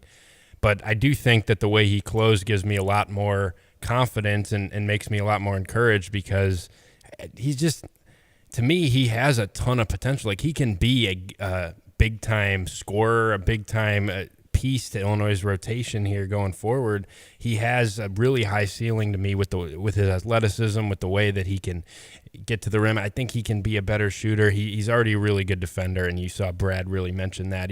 When he was sticking with him, he kept pointing to it. He keeps battling defensively. That's what I like. So, yeah, I think it gives me more confidence. And to me, like, I think RJ should be appreciative of the fact that there's probably a lot of coaches that he's at the end of the bench and with some of the way he played and at times this year. And Brad continued to insist that he wanted to keep giving him chances. He knew that he kept insisting there was a breakthrough coming, and we kind of started to see that down the stretch. He was one of Illinois' most impactful players in that Arkansas game and in a couple other games down the stretch. So, I mean, I want RJ back. I think he can really build off this end of the season. I think he's much better than some of the struggles he had. I think some of them weren't even his fault, really. So I'd love to see him come back. And I would think that, like you said, with some of the comments that he's made, it seems like I'm a lot more encouraged on that front than I would have been in mid-February. Big Def on the Tapman's Towing text line asked, was it the shoulder that ruined so much of RJ's season? I think that's what threw it off, shooting-wise. Now, he didn't come out and start really fast, if I'm remembering correctly. I don't think he shot all that great prior to the shoulder injury, but that really threw him off. Was something he played through, even though he wasn't 100%. And then confidence was a big thing. Confidence, I think, then as the struggles built, it really became a mental thing. You'd hear about, he makes a ton of them in practice. He would sit there. It's different than, you're going through warm-up, shoot around, and yeah, he makes like maybe 14 to 15 from the corner when he's wide open, but those are different than game shots where the speed is a lot different. You got to get the shot off for the closeout or just making them in big moments. So I think it was a mental thing as well as shoulder that kind of threw him off originally. I still think, is he going to be his freshman year was a small sample size, three-point shooting-wise. He was like 60% from three. We all know that the best of the best don't shoot at that kind of clip. I think there's a middle ground between freshman year and this year. Yes. If he's a 35%, maybe 38% three-point shooter going forward, and given the opportunity to rework his shot through the offseason and just get the confidence back, I would totally see that as a reasonable outcome. And Bill from Troy, why was RJ shoved in the corner? I think that's a big criticism of kind of the scheme early on, especially when you played the 5 out. You spaced it with a guy at the top, usually Coleman, and then 4 around, 2 on the wing, 2 in the corners, and they just kind of stood and watched the ball. There wasn't a whole lot of action off the ball. I thought that later in the season, RJ did a good job of when he got the ball in the corner, didn't always just settle for that jump shot. He would drive baseline, showed his athleticism. I think he's a very good straight line driver. I think that kind of breaking things down off the dribble is still something that he probably doesn't really have. I don't know, his handle is that dynamic to kind of do what Shannon does sometimes, or as we obviously saw with Io, to make some creation off the bounce. But if he's going one direction straight, he can obviously do that. I think Illinois, to play to RJ's strength, and really I think that Brad will try to do this more going forward, is you got to get out and transition more. And you got to be able to turn teams over, get stops to make that happen. But RJ is someone that can really thrive in transition And I think that that's something that going forward you'd want him to be able to do more. But there's no doubt off the ball stuff, offense in general, kind of reworking the scheme and doing something else to get the players in a better position. I think that's something that needs to be evaluated in the offseason. It would have helped to have a point guard to get others involved and to really set things up. But that's just kind of my thoughts there. But we'll see how many guys are back for Brad to implement in his system and as he goes into the offseason. I asked him how important is continuity so that you can build that, have the cohesion, the guys that have been together, because sometimes that's that is what works in the tournament. I asked Brad about that. In today's world, you have very little control over that. You hope so. We got locker room. I want everybody in that locker room back. We'll have conversations and we'll hope that that everybody's back. If they do, we're going to be one of the top teams in the country. But it's a process, and everybody's got to understand the process. And when they don't understand the process, they transfer. So, if they do. Getting guys like Terrence who become all-league, Alfonso Plummer last year, all-league, Matt Meyer, all-league. We'll go find other guys, and we hope we don't have to do that very often because we got a couple guys that are damn good players and guys that have grown a bunch, and hope they're all back. It's tough dynamic of the new age of college basketball. It's going to be really interesting to see how many guys from Illinois either decide to hit the portal or just come out right at the forefront of it and say, similar to Sincere Harris, I'm coming back. You would hope that obviously there's more of the latter there of coming back than hitting the portal. I think anybody would be probably fooling themselves if anyone said, hey, probably Illinois' entire roster is coming back. It's just not what happens. But you would hope to keep, especially in terms of guys that you really want to keep, more of those than not, if not really get, Jaden, Ty, Sincere, RJ, Luke, to get all those guys back would be really important. And then we'll see what Terrence Shannon and Coleman Hawkins ultimately decide. Those, like you said, are totally different conversations. But also the portal can really be used to your advantage. I know some people are turned off a little bit by it, but I mean, you have to do it. You have to go to the portal. Like, look at Texas. Like, Texas was able to build a lot of its roster through the portal. I think something that some people would want to see, Kyle, is can you get multi-year transfers? Can you get guys that'll stick around a couple years, like Marcus Carr, Dylan Dessou, Timmy Allen at Texas are all multi-year guys who were there last year who transferred in. And if you remember last year too, Texas kind of had a similar dynamic where ton of talent on paper coming in. They dominated the transfer portal when Chris Beard first got there at the time. And they were up and down. I think they were a 6 seed or 7 seed in the tournament last year, and they kind of didn't live up to that. And then they brought everyone back, and they brought those transfers back for another year, and now they're a 2 seed and a national title contender. So I think there is a lot to that in terms of, in a theoretical situation where like Terrence Shannon was a 2-year guy, I think he'd be much improved, and there wouldn't be a lot of these similar issues. I think he'd be more of a leader. He'd be ready to do that. I guess that maybe is a slight possibility, but probably not. But, yeah, I think in the future, I do think the multi-year transfer thing, I think you'd prefer that over a 1-year rental based on what we saw this year. Will be some interesting decisions as far as that goes. Brad mentioned what this team needs to add this offseason in the portal. I don't think they're probably going to add too many more or any more freshmen to their class in addition to Amani Hansberry and Dre Gibbs-Lawhorn. You never know because sometimes with coaching changes, guys get out of their letter of intent, and there can be some really talented pieces available. But Brad spoke about what does this team need to build this roster in the offseason. Yeah, and we've signed some guys we feel really good about. And, I think that there's no doubt we finished last in the Big Ten in shooting from the three-point line. We were not a very good shooting team. I think that becomes, a must. And then we'll continue to evaluate. I mean, we probably need some depth up front and some pieces there, but we'll figure all of that out as we go. And we like the young people we've signed and have them coming into our program. We'll continue to go find. Got a great staff, and we'll continue to go find rock stars in the portal like we have the last 2 years. A lead guard, a shooter, probably another big wing is probably where I'd start. I think if you lose Coleman Hawkins, you're probably going to want a stretch 4, stretch 5 type, a similar makeup as Coleman. Not going to say you're going to get the same type of defender.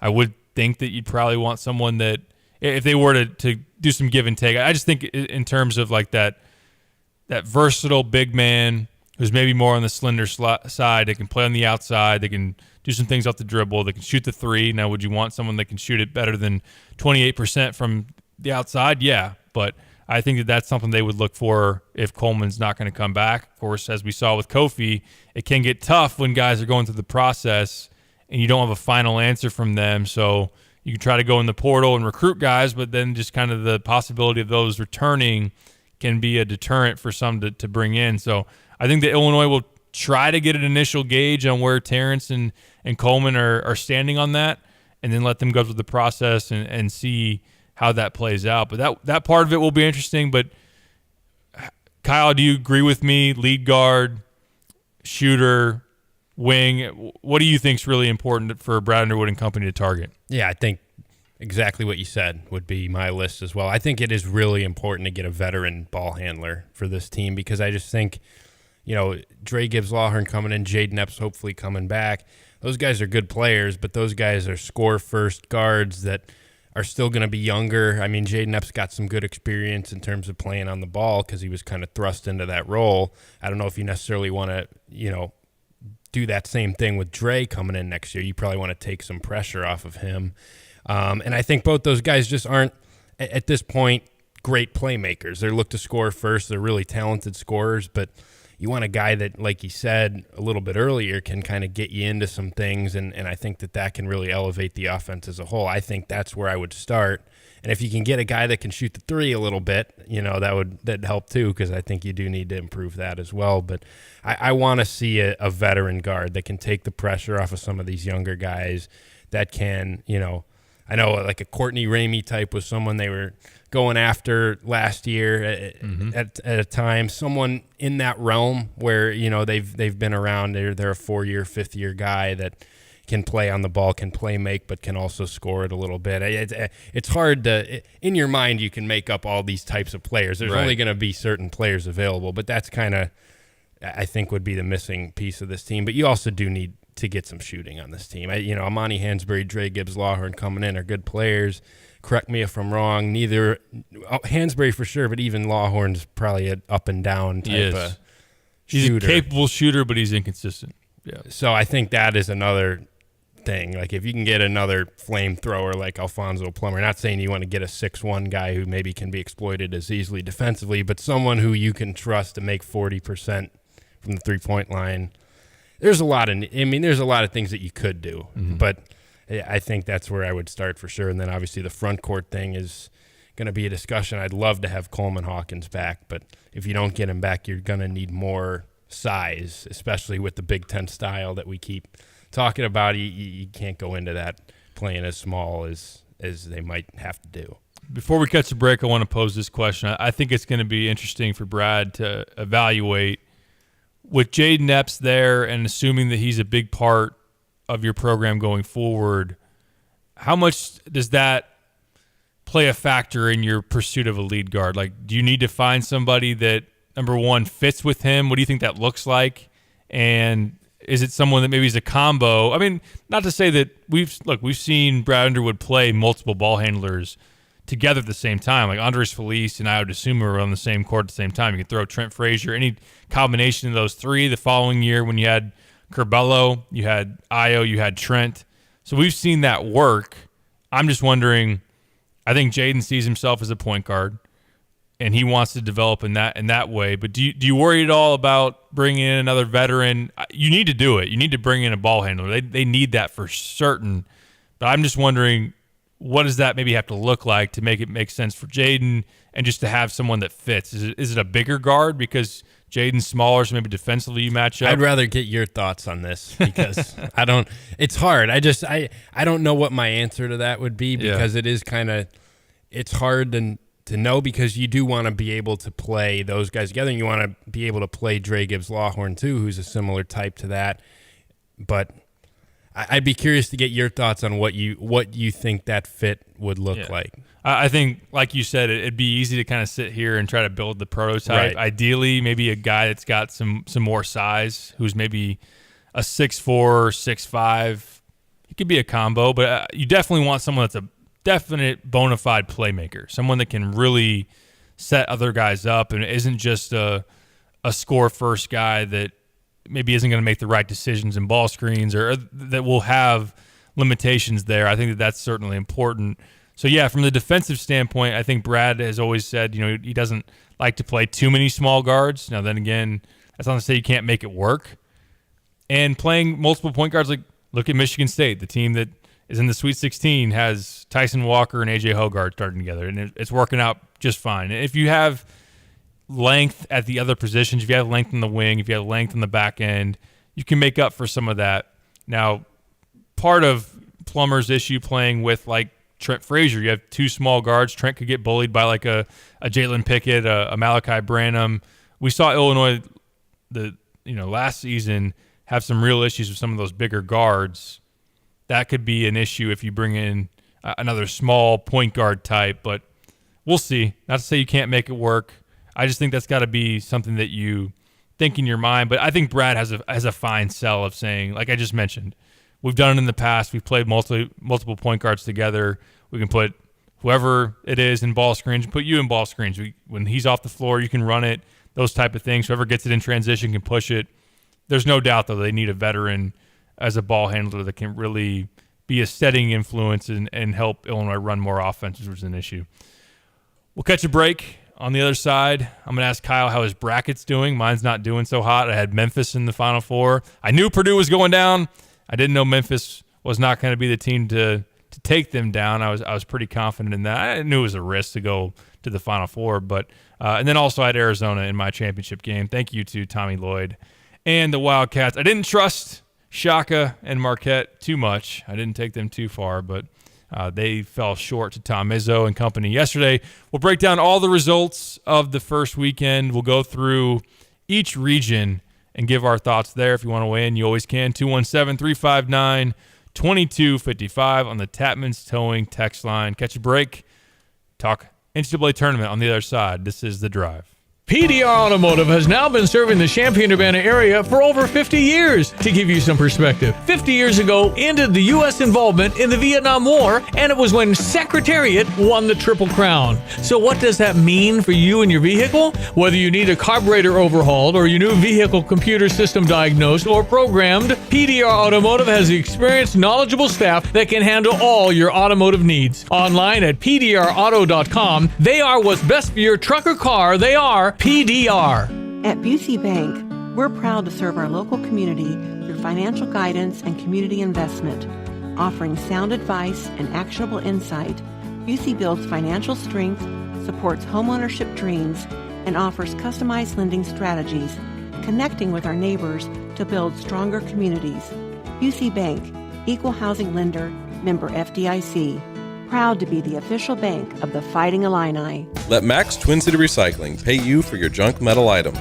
As the weather begins to heat up, now is a great time to put cash in your pocket for the steel, copper, brass, and aluminum items you've been meaning to get rid of. We've recently added a large concrete pad to make unloading quicker and cleaner for our customers. Visit us on North Lincoln Avenue, just north of I-74, or at maxrecycling.com. Starting it over is what we do at Max Twin City Recycling. Invested in our community since 1908. Hi, this is Todd Durakan with First Federal Savings Bank of Champaign-Urbana. Maybe you've attended an event at one of the more than 50 organizations First Federal supported last year. We help make our community a better place, and we invite you to visit us and discover better banking for yourself. Experience the exceptional, friendly service from our knowledgeable staff. Speak with real people, not a recording during business hours. We're never too busy for you. Hey, if you're not already banking with us, give us a try. We think you'll love it here. 356bank.com. Member FDIC, Equal Housing Lender, NMLS 435-1230. Illini pizza fans, great things come from Jets Pizza. Detroit-style pizza is one of them. Freshly made dough pressed into steel pans inspired by the Motor City. Topped with premium mozzarella, Mama Jet's secret sauce, fresh toppings, then baked to the thickest, crispiest, cheesy crunch. Want Detroit-style proof? Order Jet's famous 8-corner pizza. It's 8 pieces of crispy, crunchy, and cheesy to the edge pizza. Right now, get $5 off an 8-corner pizza at regular menu price. Online code 8SAVE. Jets Pizza. Better because it has to be.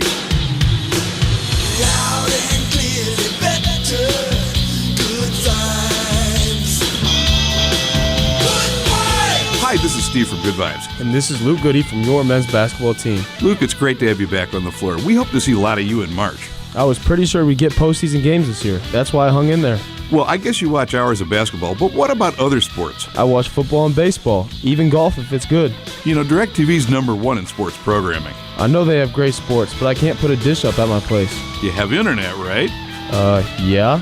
DirecTV streaming gets you more sports than cable for a better price with no contract.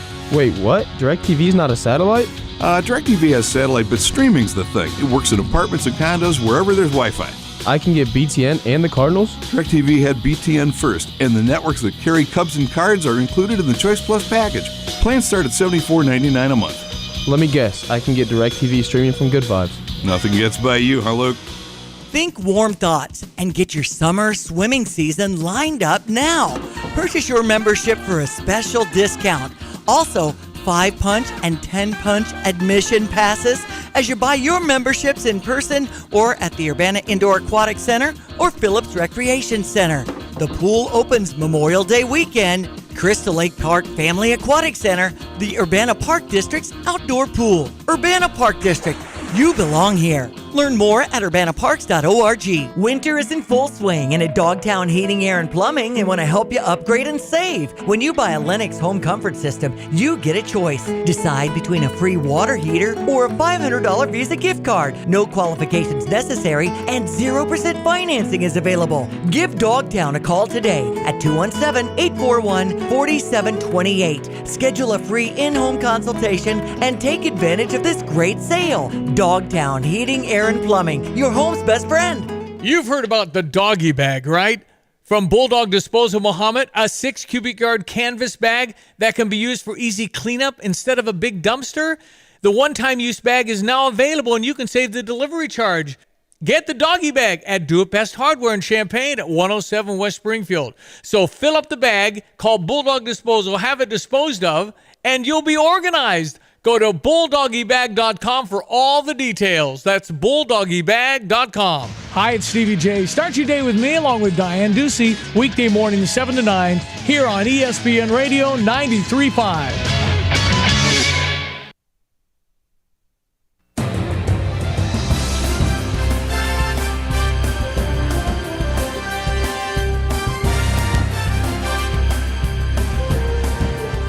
Back on the drive with Sam Piper, Derek Piper, Kyle Tosk. Boy, is it awesome to hear that music. I love that music. Unfortunately, it's not long enough. It's only 50 seconds. So where? Okay. There's a timeout. Coming back next. The drive.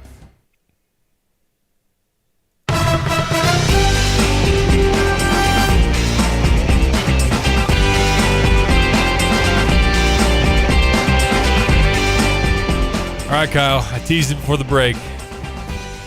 How's your bracket doing?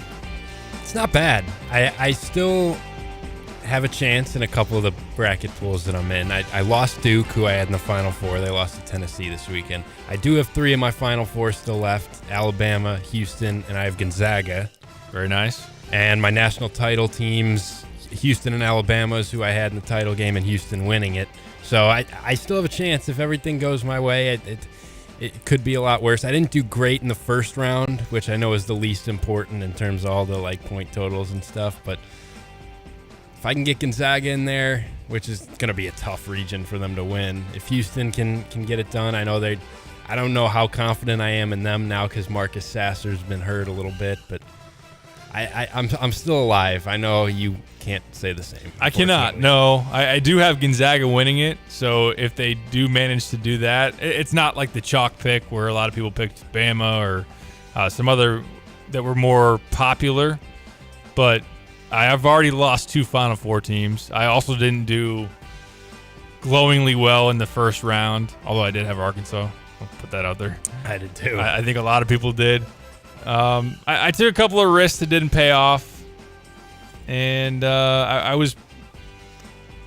did have Furman though. I had Furman. I was happy with that one.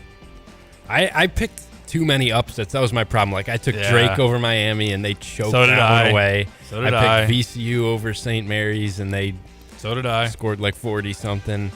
What else did I take? I took Louisiana over Tennessee. I thought about that one. I took Tennessee, but I did not have them beating Duke, which they did. Yeah. Man, Memphis really hurt me. That one's sticking with me. Honestly, though, if they had gotten that one stop there at the end of the FAU game, it was right could there. Theoretically be in the Final Four. Like their path would be not too difficult. You're talking about getting past a Tennessee team that everyone was out on coming in. Now they've played all right here to start, but I think Memphis would be able to win that game, and then Kansas State and Michigan State to get to the Final Four. Like you would have been. I felt like that was the region. I mean, that's why a lot of people picked Duke too. Not that Duke was playing really well down the stretch of the season. I bought into the Duke rolling into the tournament. Understandable, but that region set up for some madness, which it has transpired that way. Let's start though in the West. I do want to quickly mentioning the West. Tim in Farmer City says he's got 9 teams in his Sweet 16. He has UCLA winning it, but another injury and how banged up they are will probably be my undoing. David Singleton is hurt. I know you mentioned it was a scary one, but it looks like it was just a sprained ankle. Is that what it was? Yeah, he rolled his ankle pretty bad. It almost looked like you could have gotten a little scared that it might have been a broken ankle just based on how much pain he was in originally. But I think they probably avoided worst case scenario there. But they've been as unlucky as anybody in the country with injuries. Yeah, Jalen Clark's a big loss, but still a lot of talent, and obviously 2 guys that have been there before, and Tiger Campbell and Jaime Jaquez. But yeah, let's start in that West. Coming out of Des Moines, Arkansas beats Kansas. So Illinois, of course, goes down to the Hogs in the first round. Arkansas storms back after being down at least 8 or 10 at halftime, somewhere thereabouts. But Devo Davis has stepped up big time. He's been a guy that has played on their previous 2 Elite 8 teams. He's been a big shot maker as a lefty for them. Jordan Walsh, the freshman's really impressed me. He played great defense on Terrence Shannon, Matthew Meyer, and those guys in the first meeting, and then locked up Jalen Wilson down the stretch too. So Arkansas getting out of that region where Bill Self was not on the sidelines. That was obviously a big hit to Kansas, but there was a ton of Jayhawks fans there, not a far drive to Des Moines. What do you think of Arkansas? The Must Bus rolls on to the second weekend once again. It does, and he was loving it. He took his shirt off, and he was having a good time with it. Yeah, I honestly debated this in my bracket because I didn't totally trust Kansas coming in. Like, they're really talented. They won an unbelievably tough Big 12, but I thought that they had some exploitable qualities to them, and you know, I had UConn beating them in the Sweet 16. I didn't necessarily expect the winner of that Arkansas-Illinois game. Definitely not Illinois, but even Arkansas to knock them off. But yeah, they found a way to get it done. Devo Davis. The theme to me in this tournament is if you got a guard who can just take over a game. That's really what most of these teams have in common. I think that's something Illinois didn't really have. And to see a guy like him step up and really make plays down the stretches was pretty impressive. I still think UConn probably gets them here on Thursday or Friday. I forget which day that they play. I think it's Thursday. I think UConn is probably one of the favorites to win it right now with the way that they're playing. And I don't know. I think that's going to be a tough one for Arkansas to get past. I think their run might end here coming up. Adama Sanogo was dominant there against St. Mary's. He's had a great tournament so far. They came back where St. Mary's, I think, had a... St. Mary's jumped out to a really quick start, and then UConn really started to control it there, and they got in the second half. Yeah, I think UConn was up 1 at halftime, ultimately win by 15. Jordan Hawkins is a really good three-point shooter. They got shooting around Sanogo. which is really a great combination. Arkansas does have some rim protection inside, which would be interesting to see how that plays out. I like that how disruptive Arkansas is, but I would agree with you. I'd probably lean UConn, but I can't wait to watch that game on Thursday there in Vegas. Kyle, I should be in Vegas, and we're going to do the show from Vegas. No, that wasn't going to happen, but we could have tried to swing it. Unfortunately, it's not happening. On the bottom part of that bracket, Randy weighs in on the Tapman's Towing text line, says Gonzaga 8 straight Sweet 16s. It's pretty good. Gonzaga, the 3 seed against the 2 seed UCLA. This is the game of the Sweet 16 for me. This one is going to be awesome. I agree. Gonzaga was tight last night with TCU, and then if you are into gambling and were to have the Zags minus 4.5, you are very sad today because of a 3-pointer just inside the half-court line that went in. Ever. That was tough. Northwestern played decently tight with UCLA, but ultimately the Bruins got that thing done. Which way do you lean on? I think you already said you have Gonzaga in the Final Four. Why do you like them over UCLA? Yeah, I'm not as confident in it. I was kind of banking on the fact, that I thought Gonzaga was playing as well as any team in the country. Them and Duke and maybe UConn were probably the 3 teams that you could pinpoint. Obviously, Alabama and Houston have been doing their thing all year, but the way that Gonzaga was scoring the ball down the stretch, their offense was electric. They were getting out and running. One of the best offensive stretches in like the last decade, according to some analytics, in their last 8 games or something down the stretch. So I kind of bought into that. And then UCLA with the injury to Jalen Clark, I thought was going to make them vulnerable when you take away the Pac-12 Defensive Player of the Year, and then Bono was hurt a little bit, and so I thought, listen, I think Gonzaga probably gets them. I think UCLA's played really well, though, here to start the tournament. I think they've leaned into those veterans in Campbell and Jaquez, and they've gotten some contributions from other guys like Amari Bailey and some of those other guys. So I'm not as confident as I was when I made the bracket, but I'm still going to ride with Gonzaga because that was my original pick, and I do think that they're also playing pretty well. It was a good effort by them. It looked like they could have folded there in that TCU game. TCU got off to a fast start, and then they played through Drew Timme, and Drew Timme. Oh man, I think they said that was his 9th 20-plus point game in the NCAA tournament of his career, and he's only been in 3 because if you remember, his freshman year was the COVID cancellation. So that's pretty impressive. I love watching Drew Timme. Was a huge priority. If you remember back as a recruit for Illinois. He took an official visit, had a relationship with Brad back from when he was at Oklahoma State. The title of my bracket on ESPN is Timmy's Last Dance. I want to see Drew Timme get one in his final go-around for Gonzaga. And Gonzaga hasn't won a title. I think that would be awesome. And I talked about the shooting around Sunogo. That's kind of the formula, too, for Gonzaga.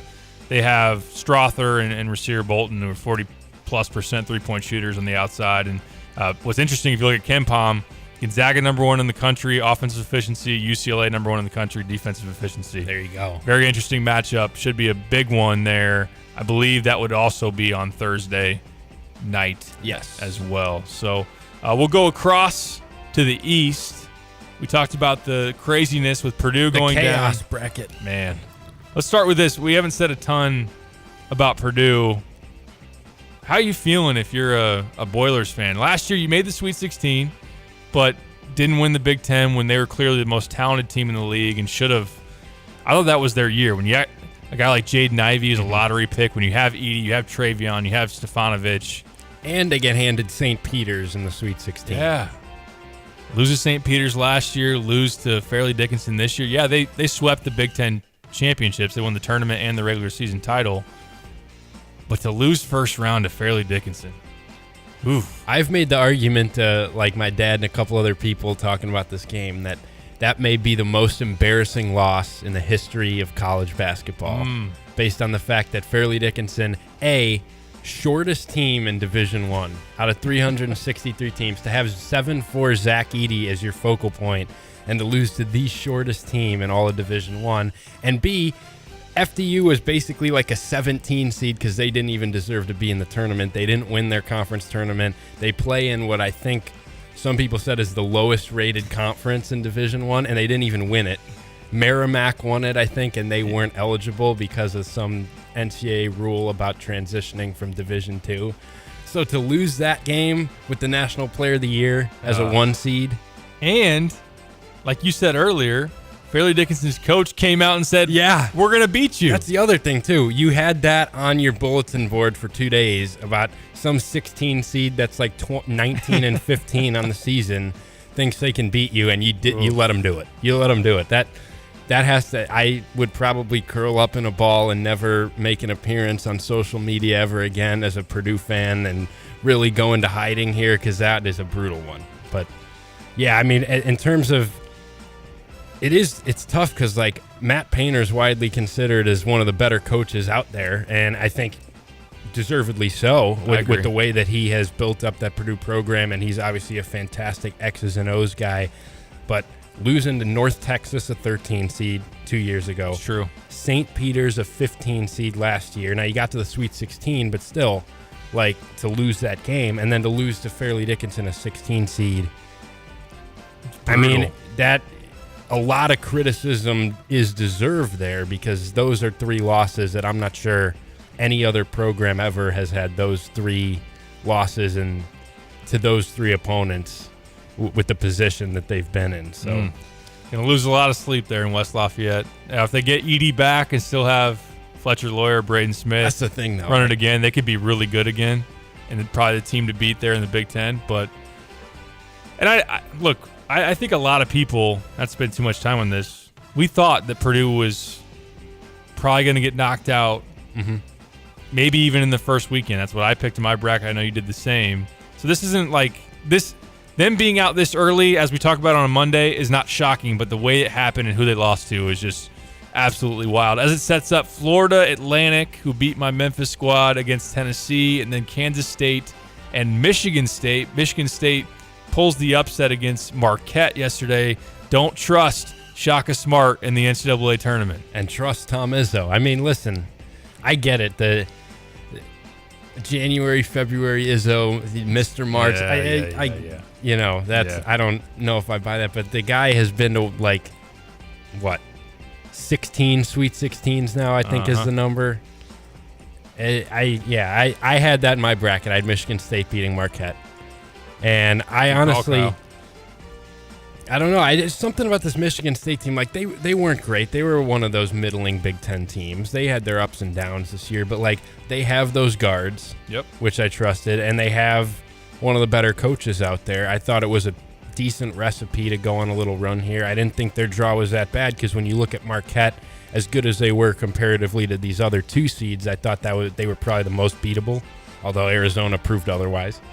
But yeah, I don't know. I kind of bought into Michigan State making a little run here, and they kind of did it. And they honestly, I think they have a decent matchup against Kansas State as well.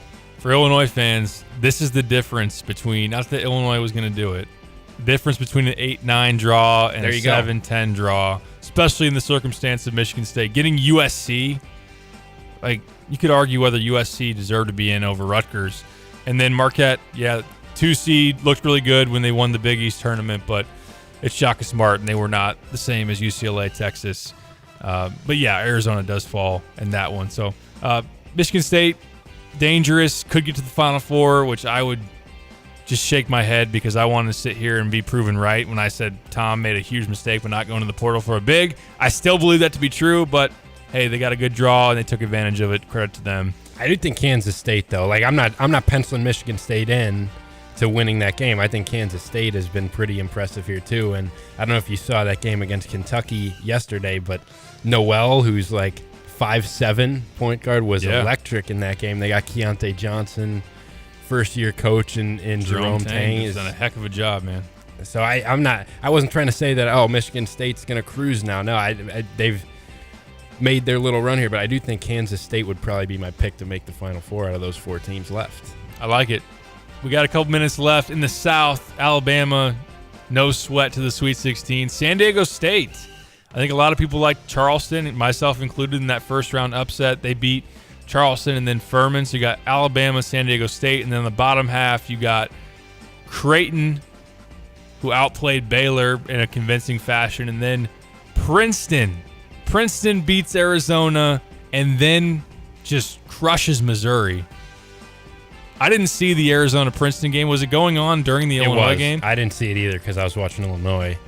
What do you make of I know you just said you didn't see him against Arizona, but what do you make of Princeton and then Creighton? And is Alabama just inevitable here in this region? Although Creighton looks pretty darn good. Creighton does, although I will say Alabama's path to a Final Four, cake. I mean, extremely.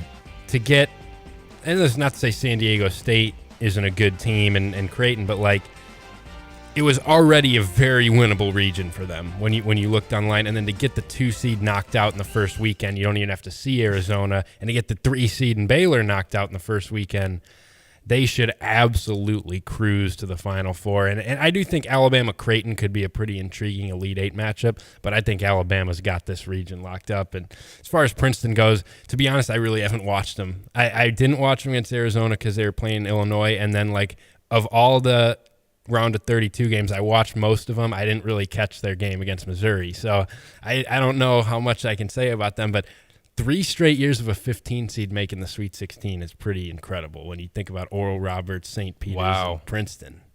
That's nuts. Mizzou fans, not that they expected to go terribly far, but they got to be a little upset.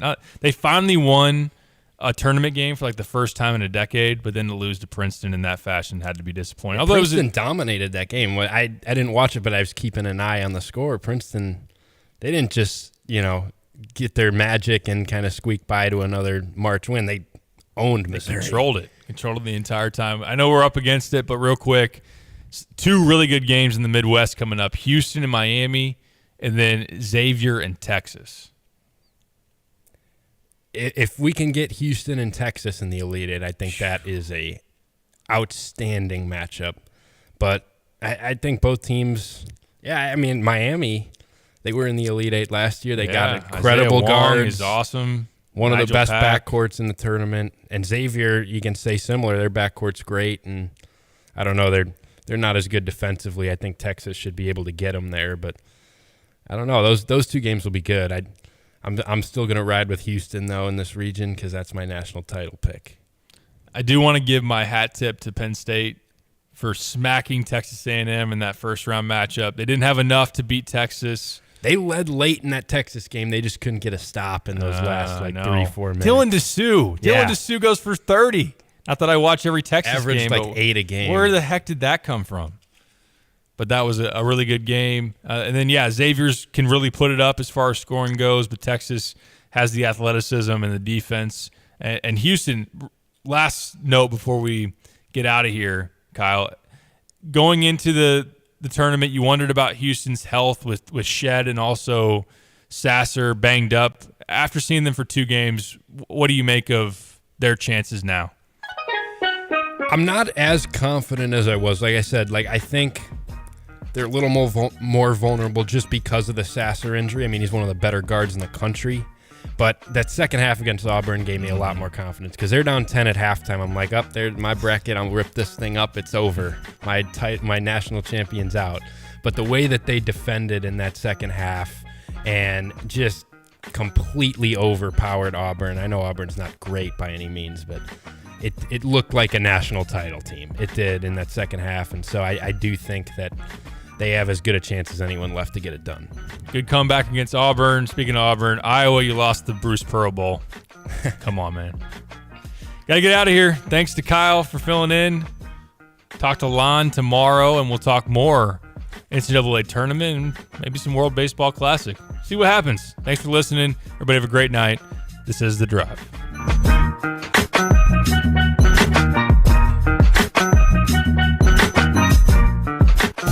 Showroom top designer shop.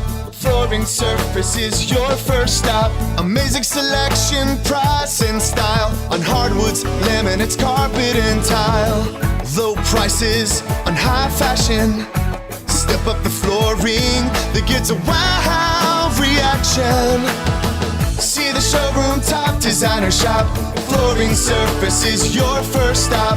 Flooring surface is your first first stop. Flooring Surfaces now offers beautiful window fashions. Our interior design team will custom fit shade, shutters, and blinds to any size opening. Visit the showroom to see the latest fashions from Graber and Hunter Douglas, or request an in-home consultation. Whether it's floors or windows, Flooring Surfaces has you covered. See us today at 401 Mercury Drive in Champaign. See the showroom top designer shop. Flooring Surfaces, your first stop. Flooring Surfaces, your first stop. Hi, this is Steve from Good Vibes. And this is Luke Goody from men's basketball. Luke, it's great to have you back on the floor. We hope to see a lot of you in March. I was pretty sure we get postseason games this year. I didn't want to miss out. Most of us will be glued to the TVs for the tournament. I don't want to watch it on TV. Right, you want to have TV watching you and Terrence, Matt, and the whole crew. I watch plenty of footage of our games, win or lose, plus whoever's next. Too bad you can't watch those on a Sony OLED. I know, right? I saw how great those look in your store, and they're so thin. The Sony OLEDs have the best picture, the best sound, the easiest operation. We love them. I saw your repair bench. Can your team really work on those if they need it? Good Vibes has been a Sony service center forever. You can fix them, install them, and explain why you want this one versus that one. We know Sony like Coach knows X's and O's. I believe they're good, but aren't they expensive? Short answer, no. Come into Good Vibes in March. You can get a 55-inch Sony OLED for $12.99 and deals on sizes up to 83-inch. Well, that sounds good. Game films probably would look better. Speaking of that, I got to practice and, watch some more of that film. Better you than me, Luke.